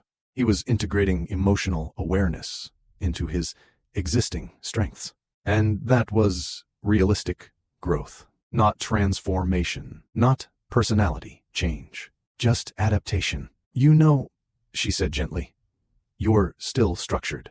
Yes, but you're also becoming emotionally present within that structure. He paused briefly. Thou is an accurate assessment. For the first time in days, the silence between them did not feel heavy. It felt stable, safe, supportive, not because everything was resolved, not because grief had lessened, but because emotional expectations were finally being communicated instead of assumed. And that shift, quiet, intentional, gradual, marked the beginning of a healthier emotional dynamic between them. Not perfect, not dramatic, but real. And in real relationships, progress is rarely loud. It is built through small boundaries, honest conversations, and the courage to say, I am not ready yet, without apologizing for it.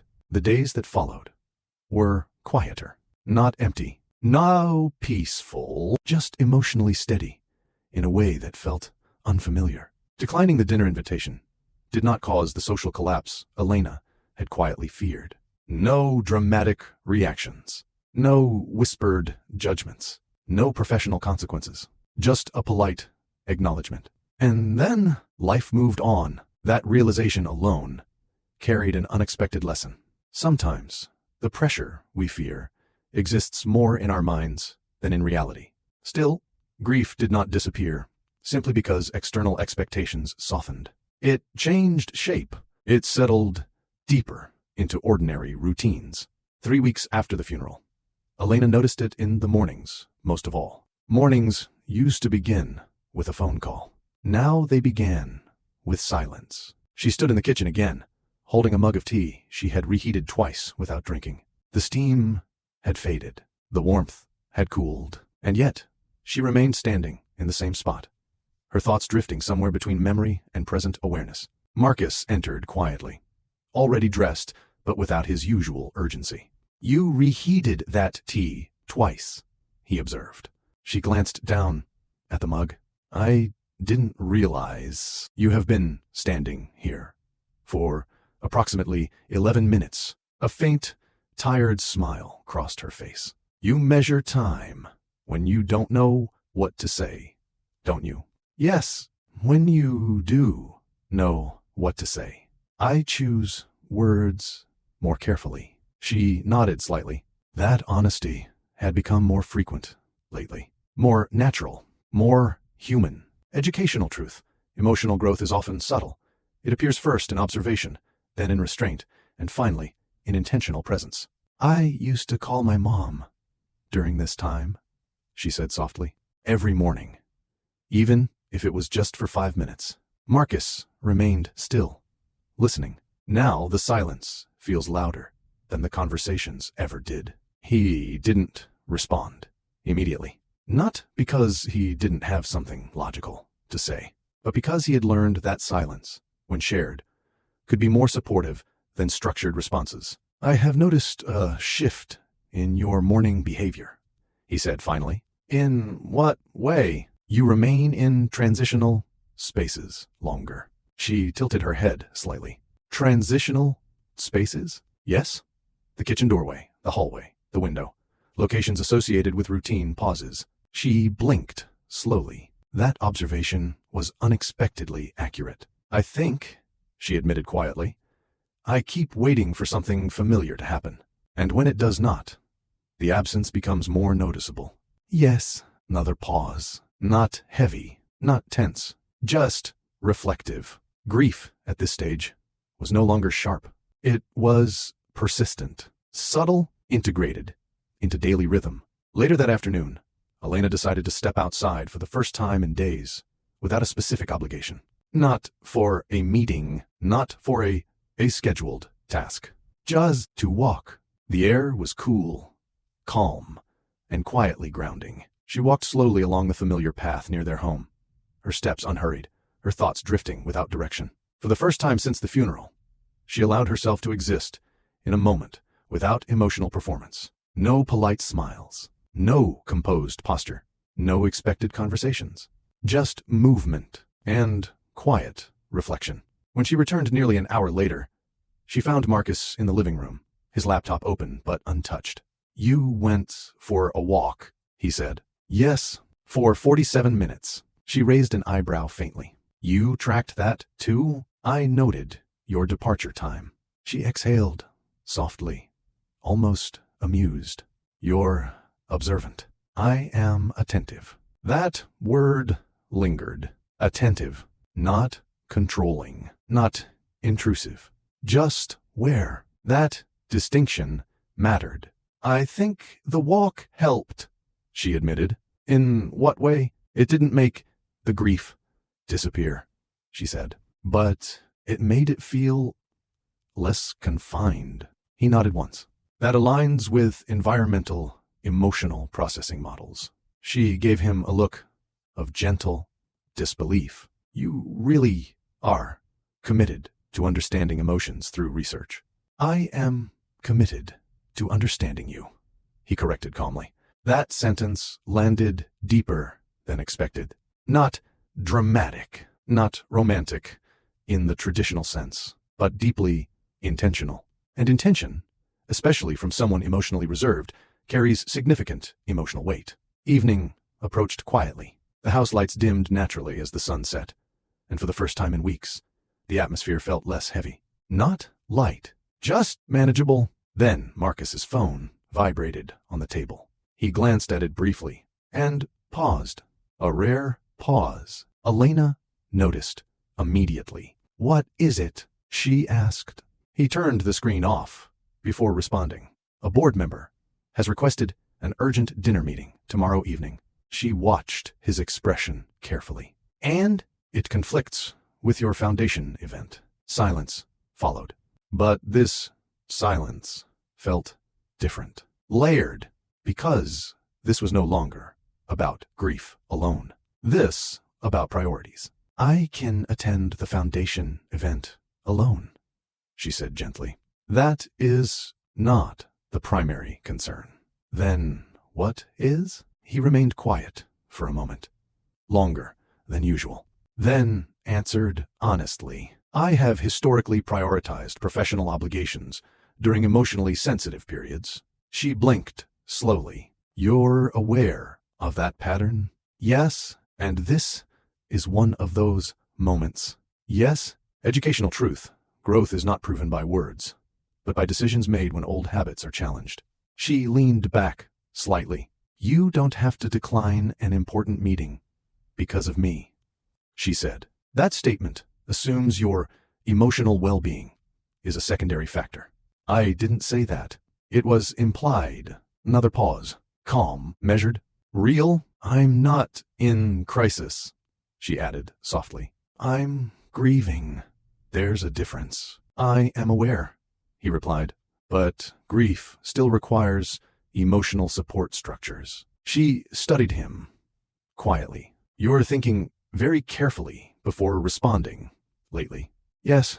Why? Because I am recognizing that my instinct to solve logistical problems may unintentionally neglect emotional context. That admission carried weight. Quiet weight. The kind that doesn't sound dramatic, but reflects deep internal reflection.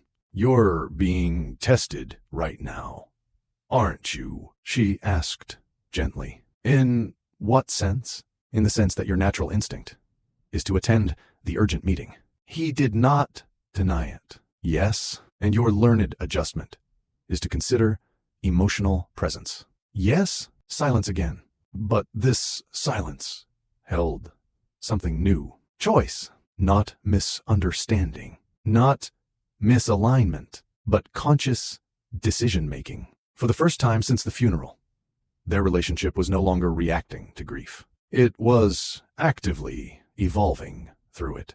And that evolution was about to be tested by something far more complex than emotional conversations. A real-life moment where Marcus would have to choose between the identity he had always lived by and the emotional presence he was only now learning to practice. The room stayed quiet long after the phone stopped vibrating. Marcus did not immediately return the call. That alone was unusual. Historically, urgency, especially professional urgency, received his immediate attention. Calls were returned within minutes. Decisions were made efficiently. Priorities were structured around impact, responsibility, and long-term outcomes. But now, he sat still, not frozen, not conflicted in an obvious way, just thinking. Elena watched him carefully, not with expectation, but with awareness. Over the past few weeks, she had learned something important about Marcus. His silences were rarely empty. They were processing phases. You're calculating, she said gently. Yes. Options? Yes. Or consequences? Both. That answer was honest, predictable, very Marcus. She folded her hands loosely in her lap, her posture relaxed but attentive. You can take the meeting, she said softly. I'll be fine. At Foundation event? He looked at her, not quickly, not dismissively, but directly. You are capable of attending alone, he said. Yes, that is not the determining factor. Silence settled again, but this time it carried more weight, because this wasn't about capability. It was about presence. Educational truth, emotional support is not always about necessity. Sometimes it is about intentional presence, even when the other person appears strong. My default decision, Marcus continued, would be to attend the urgent meeting. She nodded. I know, and historically, I would have justified that decision using professional responsibility. She did not interrupt. And you would have accepted that justification, he added. She tilted her head slightly. Yes, she admitted, because that was our normal. Normal. That word lingered. Normal had once meant structure, predictability, and emotional self-sufficiency. But grief had quietly redefined what normal meant in their marriage. And now, she asked softly. He leaned back slightly, his hands resting together in a rare sign of internal deliberation rather than external control. Now, he said slowly, I am evaluating whether repeating that pattern would reinforce emotional misalignment during a psychologically sensitive period. She blinked. That is a very analytical way of saying you're reconsidering your priorities. Yes, and what are you prioritizing? He did not respond immediately, because this question was no longer logistical. It was relational. You, he said finally, The word was simple, adorned, unemotional in tone, but deeply intentional in meaning. Elena felt a subtle shift in her chest.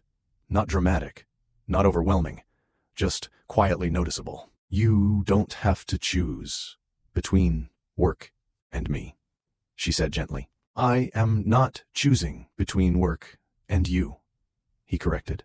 I am choosing between habit and growth. Silence followed. That distinction changed everything. Educational insight. True personal growth is revealed not when it is convenient, but when it challenges long-standing habits. She studied his expression carefully. You're afraid of making the wrong decision, she observed. Yes. Professionally? No. That surprised her. Emotionally? He clarified. Another pause. I have historically underestimated emotional timing, he continued, and I am attempting to avoid repeating that error. The honesty in that statement felt heavier than any apology, because it was not reactive. It was reflective. You're not the same person you were 3 weeks ago, she said quietly.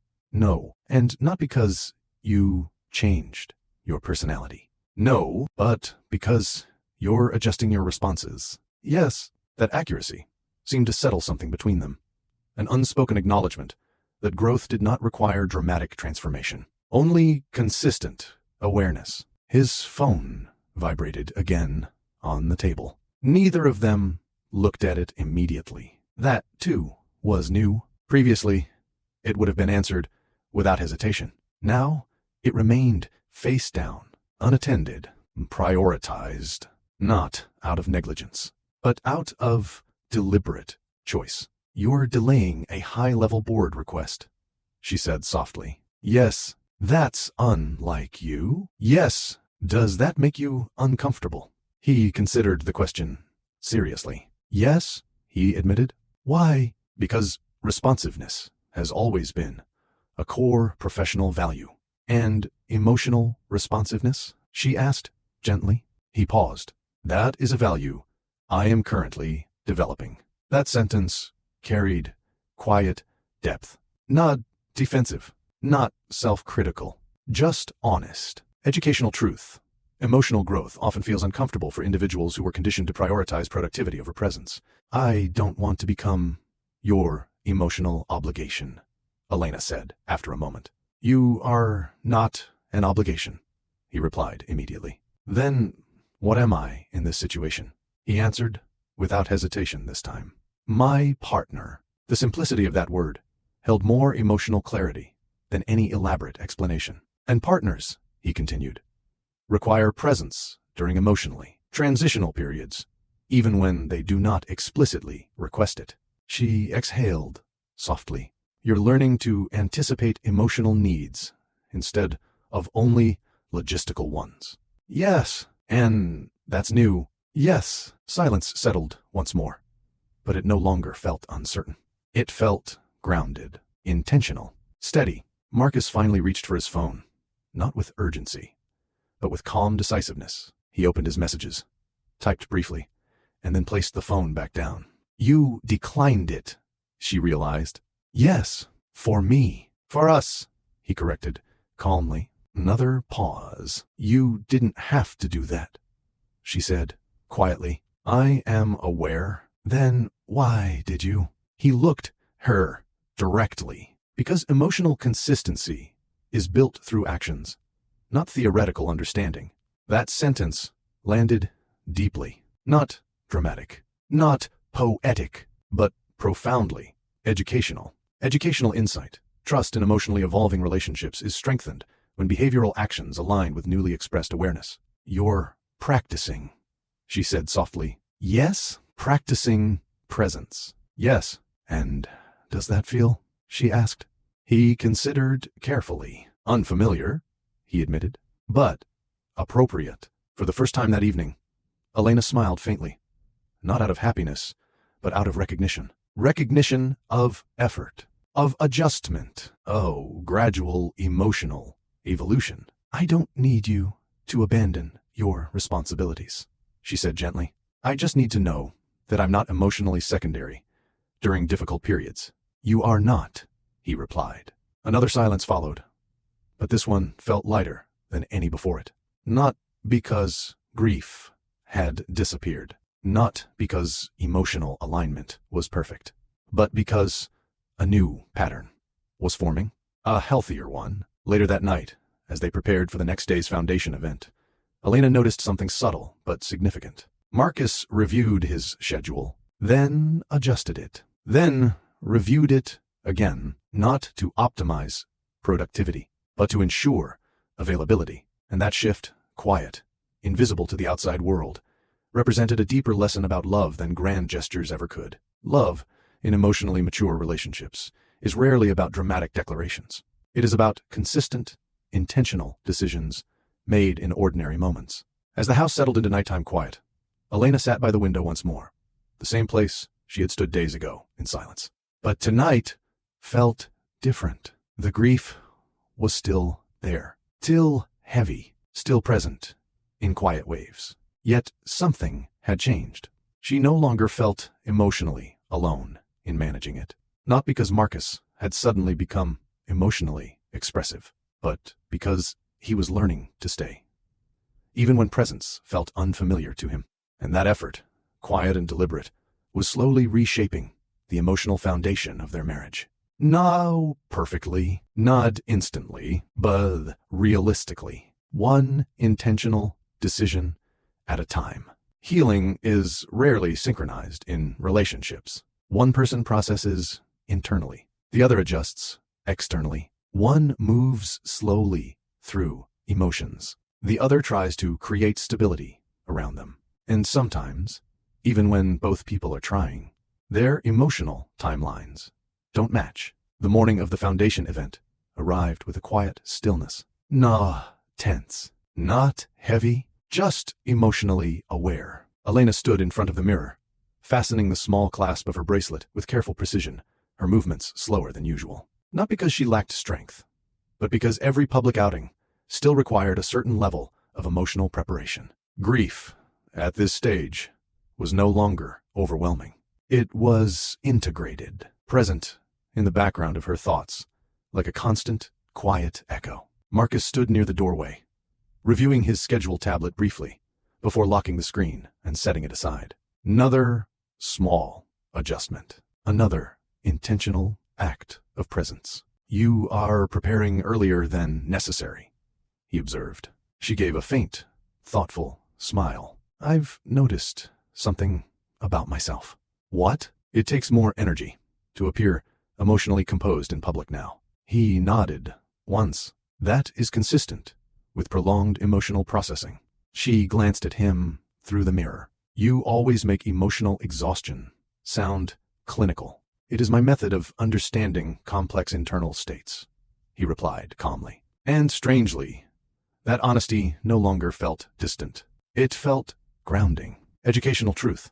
When people are grieving quietly, emotional performance in public spaces becomes significantly more exhausting than usual. She finished adjusting her bracelet and turned slightly. I'm not as fragile as I was the first week, she said. I am aware, but I'm not fully stable either. That is also evident. Silence followed. Not uncomfortable, just honest. I don't want today to revolve around my grief, she added. It will not, he replied.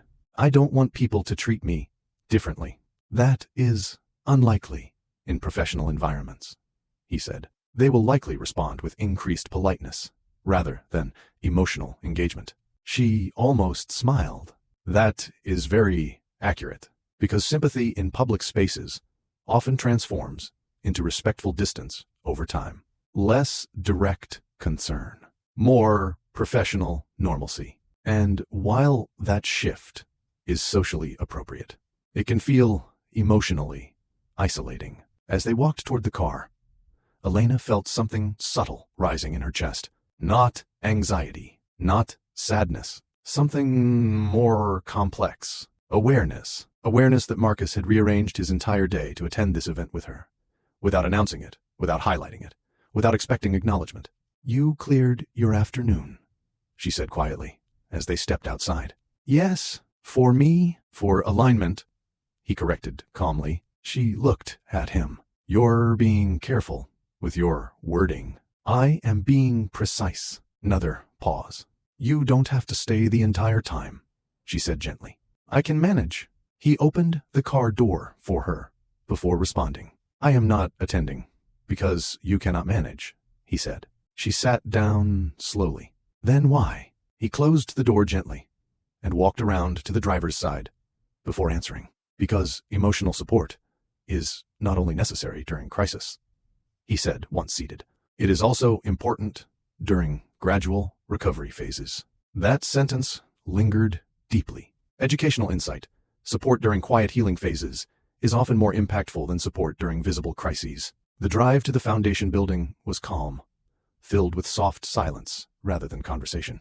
And that silence felt different now. Not emotionally distant, emotionally respectful. When they arrived, the building looked exactly as it always did. Polished glass, structured architecture, quiet professionalism. Normal, externally normal, internally layered. As they entered, several familiar faces greeted them politely. Elena, it's good to see you, one coordinator said warmly. Thank you, she replied, her voice steady but gentle. No dramatic sympathy, no intrusive questions, just professional acknowledgement. Exactly as Marcus predicted.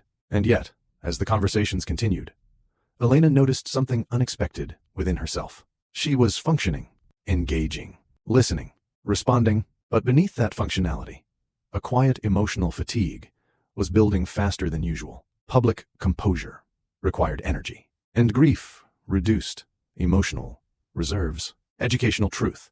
Grieving individuals often have reduced emotional bandwidth, making social interactions more draining than they appear externally. Midway through the event, during a discussion about new outreach programs, Elena felt her focus drift slightly, not dramatically, just subtly. Words blurred. Conversations softened into background noise. Not because she didn't care, but because emotional processing was still happening beneath the surface. Marcus noticed immediately, not through obvious signals, but through micro-behavioral shifts. You have been quieter for the last 12 minutes, he said softly, when the discussion paused. She blinked slightly. I didn't realize you are mentally present, he continued, but emotionally fatigued. She exhaled slowly. That's exactly how it feels. Not overwhelmed, not distressed, just emotionally tired. And that kind of fatigue is harder to explain because it doesn't look dramatic from the outside. Would you like to step outside briefly? He asked quietly. She hesitated, and in that hesitation, something deeper surfaced. I don't want to seem fragile, she whispered. His response was immediate, but calm. Emotional pacing is not fragility. She looked at him. You're reframing everything lately. I am recalibrating my interpretations, he replied. That phrase stayed with her longer than expected. Recalibrating, not changing who he was, not becoming someone else, just adjusting how he responded to emotional realities. I'm worried about something, she admitted suddenly. He remained fully attentive. What concern? That my grief will become prolonged, she said softly, and that eventually it will start affecting you. Silence followed. Deep, real, because that fear, the fear of becoming a burden, is one of the most common emotional struggles during grief. I do not perceive your grief as a burden, he said calmly. You don't now, she replied. But what about months from now? Another pause. Measured, thoughtful. You are assuming emotional endurance must have a fixed expiration date, he said. She blinked. That's not what I meant. But it is what you fear, he concluded gently. She looked down at her hands. Yes, educational insight. Many grieving individuals fear that their prolonged healing process will emotionally exhaust their partners. I don't want our relationship to become centered around my emotional recovery, she continued. Our relationship is not centered around your grief, he replied. Then what is it centered around right now? He answered without hesitation. Adaptation. That single word shifted something inside her. Not obligation, not emotional strain. Adaptation. Two people adjusting to a new emotional reality together. Not perfectly, not quickly, but intentionally. And for the first time since the funeral, Elena realized something important. Her healing was not a disruption to their marriage. It was a phase they were learning to navigate together. They stepped outside, onto the quiet terrace beside the foundation hall. The air was cooler than expected, carrying a calm stillness that felt grounding after the structured conversations inside. For a moment, neither of them spoke. Not because there was nothing to say, but because both of them understood something important now. Not every emotional moment needed to be filled with words. Elena rested her hands lightly against the railing, her shoulders lowering just slightly, a subtle release of the emotional composure she had maintained indoors. I didn't realize how draining that felt, she admitted quietly. The social engagement? Marcus asked. Yes. Not the conversations themselves, but the effort to stay emotionally steady during them. He nodded once. That aligns with reduced emotional bandwidth during grief processing. She gave him a faint look. You're still translating everything into structured language. It helps me avoid minimizing your experience, he replied calmly. That answer caught her off guard, because beneath the analytical tone was something deeper, intentional care. Educational truth. Some people use structured language not to distance themselves emotionally, but to ensure they take emotions seriously rather than dismiss them. She exhaled slowly, watching the distant movement of people below. I used to be able to attend events like that without thinking twice, she said. And now it requires preparation. Yes, and recovery afterward. She blinked. That's exactly how it feels. Another quiet pause followed, but this one felt safe, grounded, steady, not fragile, not tense, just emotionally honest. I keep worrying about something, she admitted after a moment. Marcus remained still, fully attentive. That my grief is lasting longer than it should. He did not interrupt. That eventually, she continued softly, I'll stop being seen as someone who's grieving and start being seen as someone who's emotionally stuck. Silence settled between them, heavier than before, but not uncomfortable, because that fear was deeply human and rarely spoken out loud. Educational insight. Grieving individuals often fear social and relational timelines more than their actual emotional pain. Marcus considered her words carefully before responding. Grief does not follow socially acceptable timelines, he said. I know that logically, but emotionally, he continued. You are comparing your internal process to external expectations. She looked down slightly. Yes, and that comparison is creating secondary emotional pressure. She gave a small, tired nod. I don't want to become emotionally exhausting, she said quietly. The sentence was soft, controlled, but heavy with meaning. He studied her expression with usual focus. You believe prolonged grief may negatively impact our relationship. She hesitated. Yes, and that belief is causing you to suppress certain emotional expressions. Another pause. Yes, educational truth. Fear of becoming a burden often leads grieving individuals to emotionally self-regulate in ways that delay authentic healing. Marcus stepped slightly closer to the railing, maintaining respectful distance rather than intruding on her space. I do not experience your grief as emotional exhaustion, he said calmly. You don't now, she replied. But what about later? He answered without hesitation this time. My perception of emotional support is not dependent on duration. She blinked slowly. That sounded very deliberate. Whoa. She turned slightly, to face him. You're saying my healing timeline doesn't frustrate you. I am saying, he clarified, that emotional recovery is not a performance metric. That sentence settled deeply into the quiet space between them. Not dramatic, not overly comforting, but stabilizing. Educational insight, emotionally mature reassurance, focuses on acceptance rather than rushing resolution. I think, Elena said softly, I've been measuring my grief against how functional I appear. And your functionality has remained high, he observed. Yes, but internal emotional weight persists. Yes, another pause. And that discrepancy is causing internal conflict, he concluded. She let out a quiet breath. You really do notice everything, don't you? I notice pattern, he replied. And lately, she said gently, you've been noticing me more than patterns. That observation lingered because it was true, and both of them knew it. A light breeze passed across the terrace, carrying a subtle sense of calm.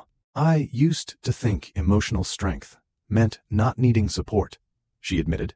And now, I think emotional strength might actually mean allowing support without guilt. He nodded once. That is a psychologically sustainable perspective. She almost smiled. You always validate emotions through logic. It is the most reliable framework I currently possess, he said calmly. And yet, despite the structured language, his presence itself communicated something far more emotional than his words ever did. He stayed consistently, without impatience, without withdrawal, without attempting to accelerate her healing. I noticed something today, she continued softly. What? You didn't interrupt me when I hesitated inside. I observed that you required a pacing adjustment. She let out a small, genuine breath of relief. You're learning emotional pacing. Yes, that matters more than saying the perfect thing. Silence followed again, lighter this time, more grounded, more aligned. I think my biggest fear, she said after a moment, is that one day you'll quietly wish things were back to how they were before the funeral, before the grief, before the emotional recalibration of their marriage. Marcus did not respond immediately, not out of avoidance, out of intention. Before, he said slowly, I operated under the assumption that emotional stability meant emotional minimalism. She studied him carefully. And now I am recognizing that emotional presence does not destabilize structure, he replied. It strengthens relational consistency. That statement held a quiet depth that even surprised her. You're not overwhelmed by my grief, she asked softly. No, you're not waiting for it to end. No. Another pause. Why? She asked. Because that question mattered more than reassurance. It asked for truth, and truth, especially from someone like Marcus, was rarely impulsive. I am not supporting you until your grief ends, he said calmly. I am supporting you while it exists. The simplicity of that sentence shifted something deep inside her chest. Not relief, not sudden peace, but emotional steadiness. Educational truth, healthy support in relationships, is not conditional on emotional timelines. It is consistent through them. She looked away briefly, her eyes resting on the quiet horizon. That's different from how I expected this to be, she admitted.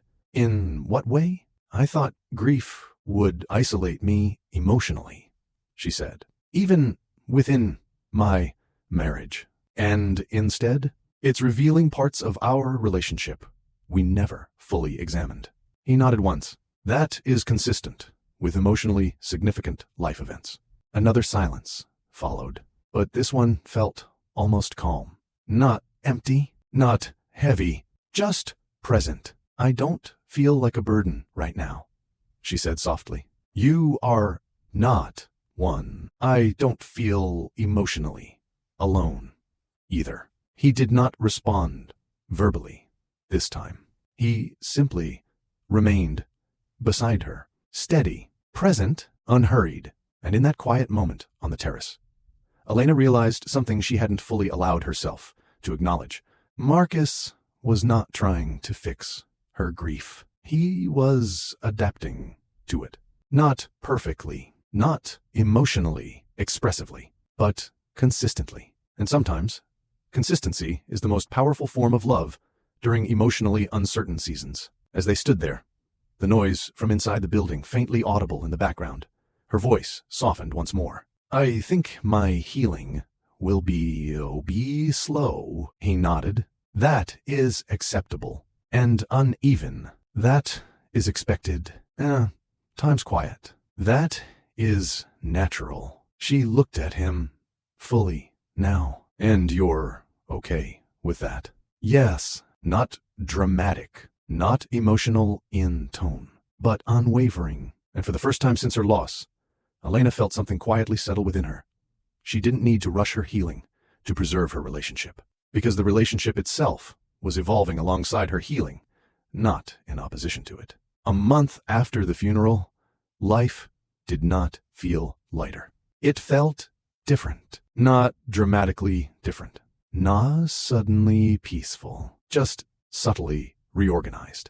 Grief no longer arrived in sharp waves that stopped her in place. Instead, it appeared in quieter moments, when she reached for her phone in the morning, when she passed the tea shelf her mother used to ask about, when something small happened and her first instinct was still to share it. Then she remembered every time. Elena stood in the kitchen again that morning. But this time, she was not frozen in place. She moved slowly, deliberately, preparing tea without reheating it twice. The sunlight stretched across the marble counter, just as it had weeks ago, yet the emotional weight attached to that space had softened slightly. Not disappeared, softened. Marcus entered shortly after, his presence calm as usual, but now less rigid in his movements, an almost imperceptible shift that only someone emotionally observant would notice. You drank the tea while it was still warm, he observed. She glanced at the mug, then at him, a faint smile touching her lips. That's progress, apparently. He nodded once. It indicates improved behavioral engagement with routine. She shook her head gently. You measure healing in patterns. I measure change in observable adjustments, he replied calmly. Educational truth. Healing after loss rarely appears as emotional breakthroughs. It often shows up as small behavioral shifts in daily routines. She leaned lightly against the counter. I don't cry every day anymore, she admitted. And when you do, it's quieter, she said. Less overwhelming. More reflective. He absorbed that information carefully. That suggests emotional integration rather than suppression. She paused, studying him. You're not trying to fix how I feel anymore. No, and you're not trying to distract me from it either. No. Another pause followed, but this one felt steady rather than heavy. I think something changed after the terrace conversation, she said softly. In what way? I stopped worrying about how long my grief would last. He nodded once. That reduces secondary emotional stress. She almost smiled. You always translate emotional relief into psychological terminology. It ensures accuracy, he replied. And yet, despite the analytical phrasing, the emotional consistency behind his presence was unmistakable. Later that afternoon, Elena found herself doing something she had not done since before the funeral. She opened her mother's old recipe notebook. Not out of obligation, not out of forced emotional processing, but out of quiet curiosity. The pages were slightly worn, filled with handwritten notes in familiar ink, small reminders, personal adjustments, little comments in the margins. She traced one of the lines gently with her finger. Too much sugar last time. Adjust. A soft breath escaped her. Not a sob, not a breakdown, just a quiet emotional acknowledgement. Marcus noticed from the doorway, but did not interrupt. He observed first, then approached slowly, maintaining the respectful emotional distance he had learned was important. You have not opened that notebook since the funeral, he said. No, and today you chose to. Yes, Why today? She thought for a moment before answering, because it didn't feel unbearable to look at it. That answer carried quiet significance. Educational insight. Emotional healing often begins when memories shift from being overwhelmingly painful to gently meaningful. I used to think opening this would make the grief worse, she continued.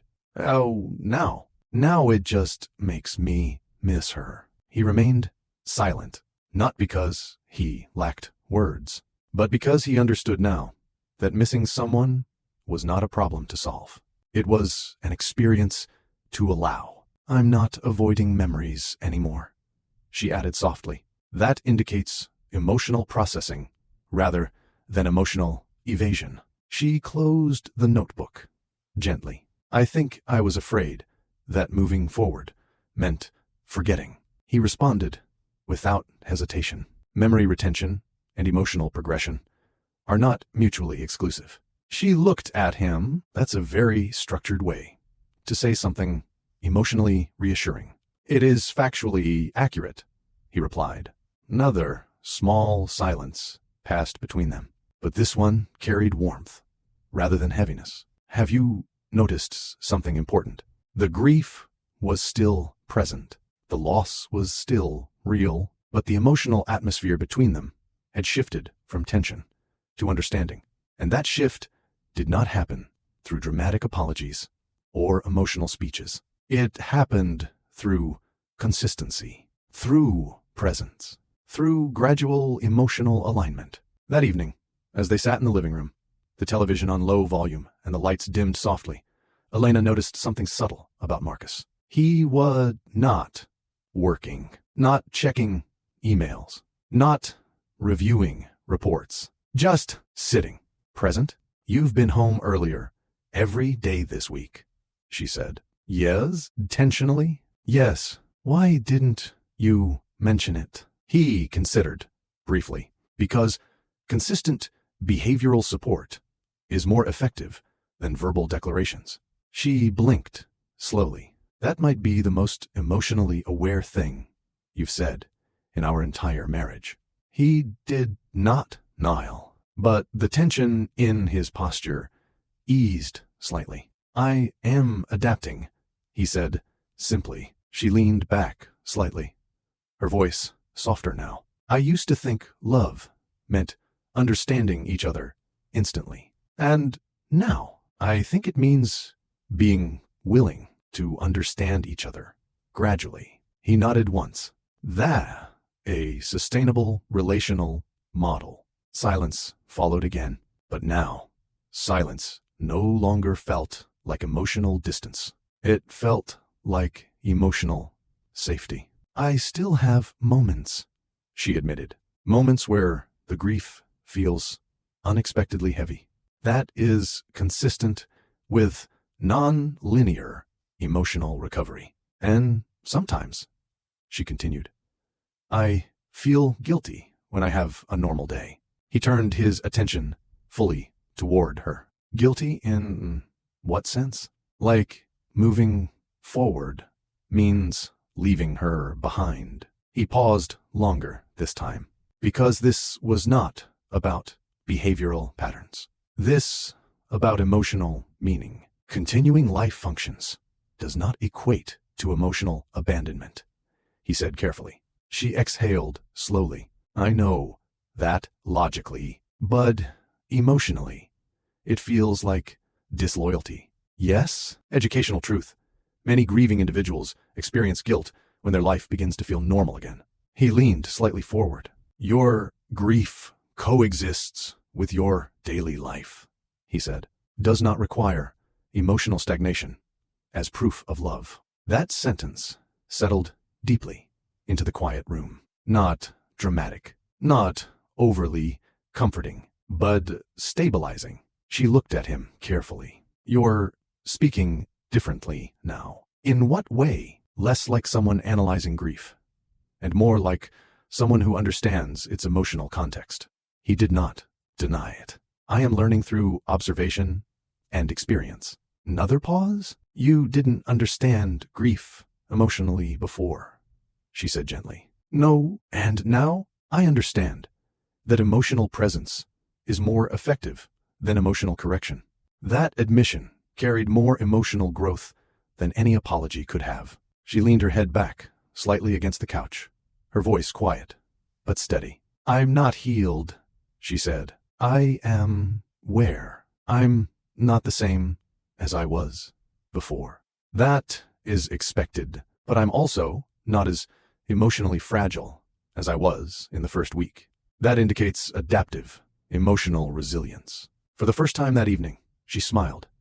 Not out of forced optimism, but out of genuine recognition. Recognition of growth. Recognition of effort. Recognition of a relationship that had quietly evolved during one of the most emotionally difficult periods of her life. And in that quiet living room, surrounded by ordinary stillness, Elena realized something deeply important. Healing had not happened in a dramatic moment. It had happened slowly, in conversations, in silences, in small decisions, in consistent presence, and, perhaps most importantly, in the realization that love did not require fixing grief, only staying beside it while it softened on its own. There was no single moment when Elena woke up and felt healed. No dramatic morning where the grief was suddenly lighter.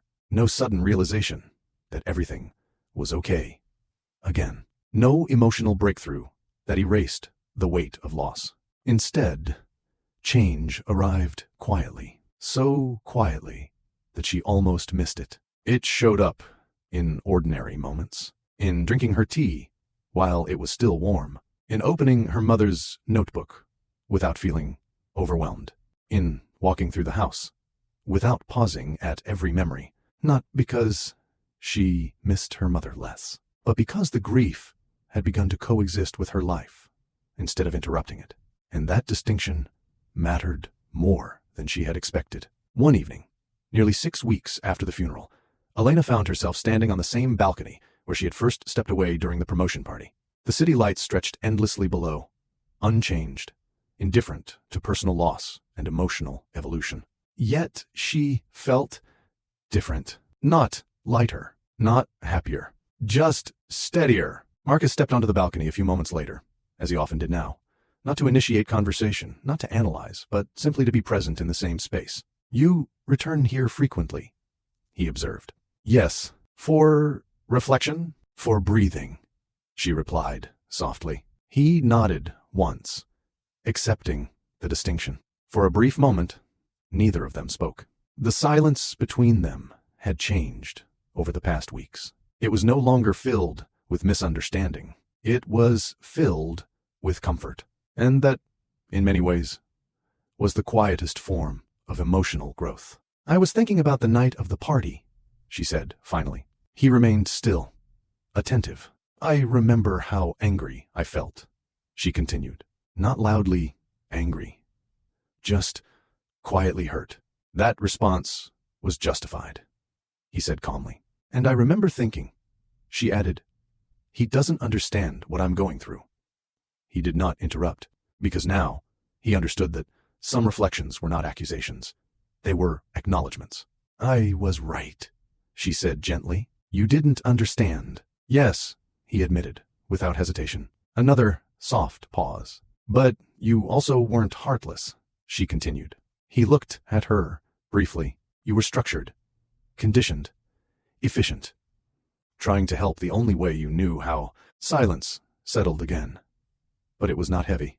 It was honest. Educational truth, misunderstanding in relationships, is often rooted in different emotional conditioning, not lack of love. I thought keeping you busy would protect you from grief, he said. And now I understand that grief requires emotional space, not structured distraction. She leaned slightly against the railing. That realization changed how I saw you, she admitted. In what way? I stopped seeing you as emotionally distant, she said softly, and started seeing you as emotionally untrained. That sentence could have sounded critical, but it didn't. It sounded compassionate. And compassion, especially in long-term relationships, creates emotional safety where defensiveness once lived. That is an accurate assessment, he replied calmly. She let out a quiet breath. You didn't suddenly become emotionally expressive, she continued. You didn't give dramatic speeches. You didn't try to fix my grief. No, you just stayed. Yes. The simplicity of that exchange carried more emotional weight than any dramatic declaration of love ever could, because consistency had become his language of care. Educational insight. Sustainable love is not built on grand emotional gestures, but on consistent presence during difficult emotional seasons. I think I misunderstood something about love, Elena said after a moment. What? I used to think loving someone meant understanding their emotions instantly. He listened without interruption. But now, she continued, I think loving someone means being willing to learn their emotions gradually. He nodded once. That a more realistic relational model. She smiled faintly. You're still analytical. Yes, but you're also more emotionally aware now. Yes. Another silence followed. Soft, grounded, peaceful, not because grief was gone, but because emotional tension was no longer present. I don't feel alone in my grief anymore, she admitted quietly. I am aware, and you didn't achieve that by fixing how I felt. No, you achieved it by adjusting how you responded.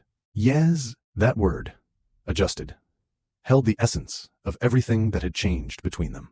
Not transformation, not perfection, adjustment, gradual, intentional, realistic. She turned slightly to face him. I'm still angry sometimes, she confessed gently, at the situation, at the loss, at how quickly life moved forward. That is a normal emotional response. But I'm not angry at you anymore, she added. He did not respond immediately, because that statement carried meaning far deeper than it appeared on the surface. Why? He asked, finally. Because you listened when it mattered, she said, and you changed your behavior instead of defending your intentions. Educational truth. In emotionally mature relationships, behavioral accountability is more impactful than verbal justification. The city lights flickered softly in the distance. Time moved. Life continued. Grief remained. Quieter now, but still present in subtle ways. My mom used to say something, Elena murmured. He turned his attention fully toward her. She used to say that the strongest relationships aren't the ones without emotional differences. She paused, but the ones where both people are patient enough to understand those differences over time. Silence followed. Longer this time, but deeply calm. I believe that statement is accurate, Marcus said. She looked at him carefully. You didn't try to become someone else for me, she said. You didn't suddenly turn emotional or dramatic. No, you remained structured, observant, consistent. Yes, but you also became present in ways you weren't before. He considered that. That was an intentional adjustment. She smiled softly. And I didn't rush my healing just to make things easier for the relationship. No, you allowed your grief to exist naturally. Yes, another quiet pause passed between them. I think that's why this worked, she said gently. In what sense? Because neither of us tried to fix the other. He absorbed that slowly. You did not attempt to accelerate your healing to meet my emotional pace, he said, and you didn't force emotional solutions onto my grief. Yes, that balance, imperfect but intentional, had quietly reshaped their marriage. Not into something dramatic, not into something idealized, but into something more emotionally sustainable. I'm not the same person I was before my mom died, she said softly. That is expected. But I'm also not broken. No, and our relationship isn't damaged. No, he paused briefly before adding something he had never said before. It has evolved. That word settled deeply into the moment. Evolved. Not strained. Not fractured. Not weakened. Evolved. Elena leaned back slightly, her voice calm and grounded. I still miss her every day. That will likely continue. But the grief doesn't control my entire day anymore. That indicates emotional integration. She smiled faintly. You always end emotional conversations with psychological clarity. It provides structure to complex experiences. And for the first time since the beginning of this journey, Elena laughed softly, not out of relief, not out of distraction, but out of genuine emotional steadiness. A quiet, grounded laugh. I think this is what real love looks like, she said finally. Define real in this context. She met his gaze, not fixing each other, not rushing each other, not expecting perfect emotional alignment. She paused gently, but staying, adjusting, learning, and growing, even when the emotional timeline is uneven.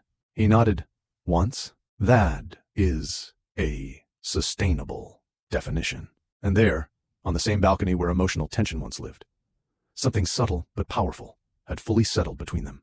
Not a perfect ending, not a dramatic reconciliation, not the disappearance of grief, but something far more realistic.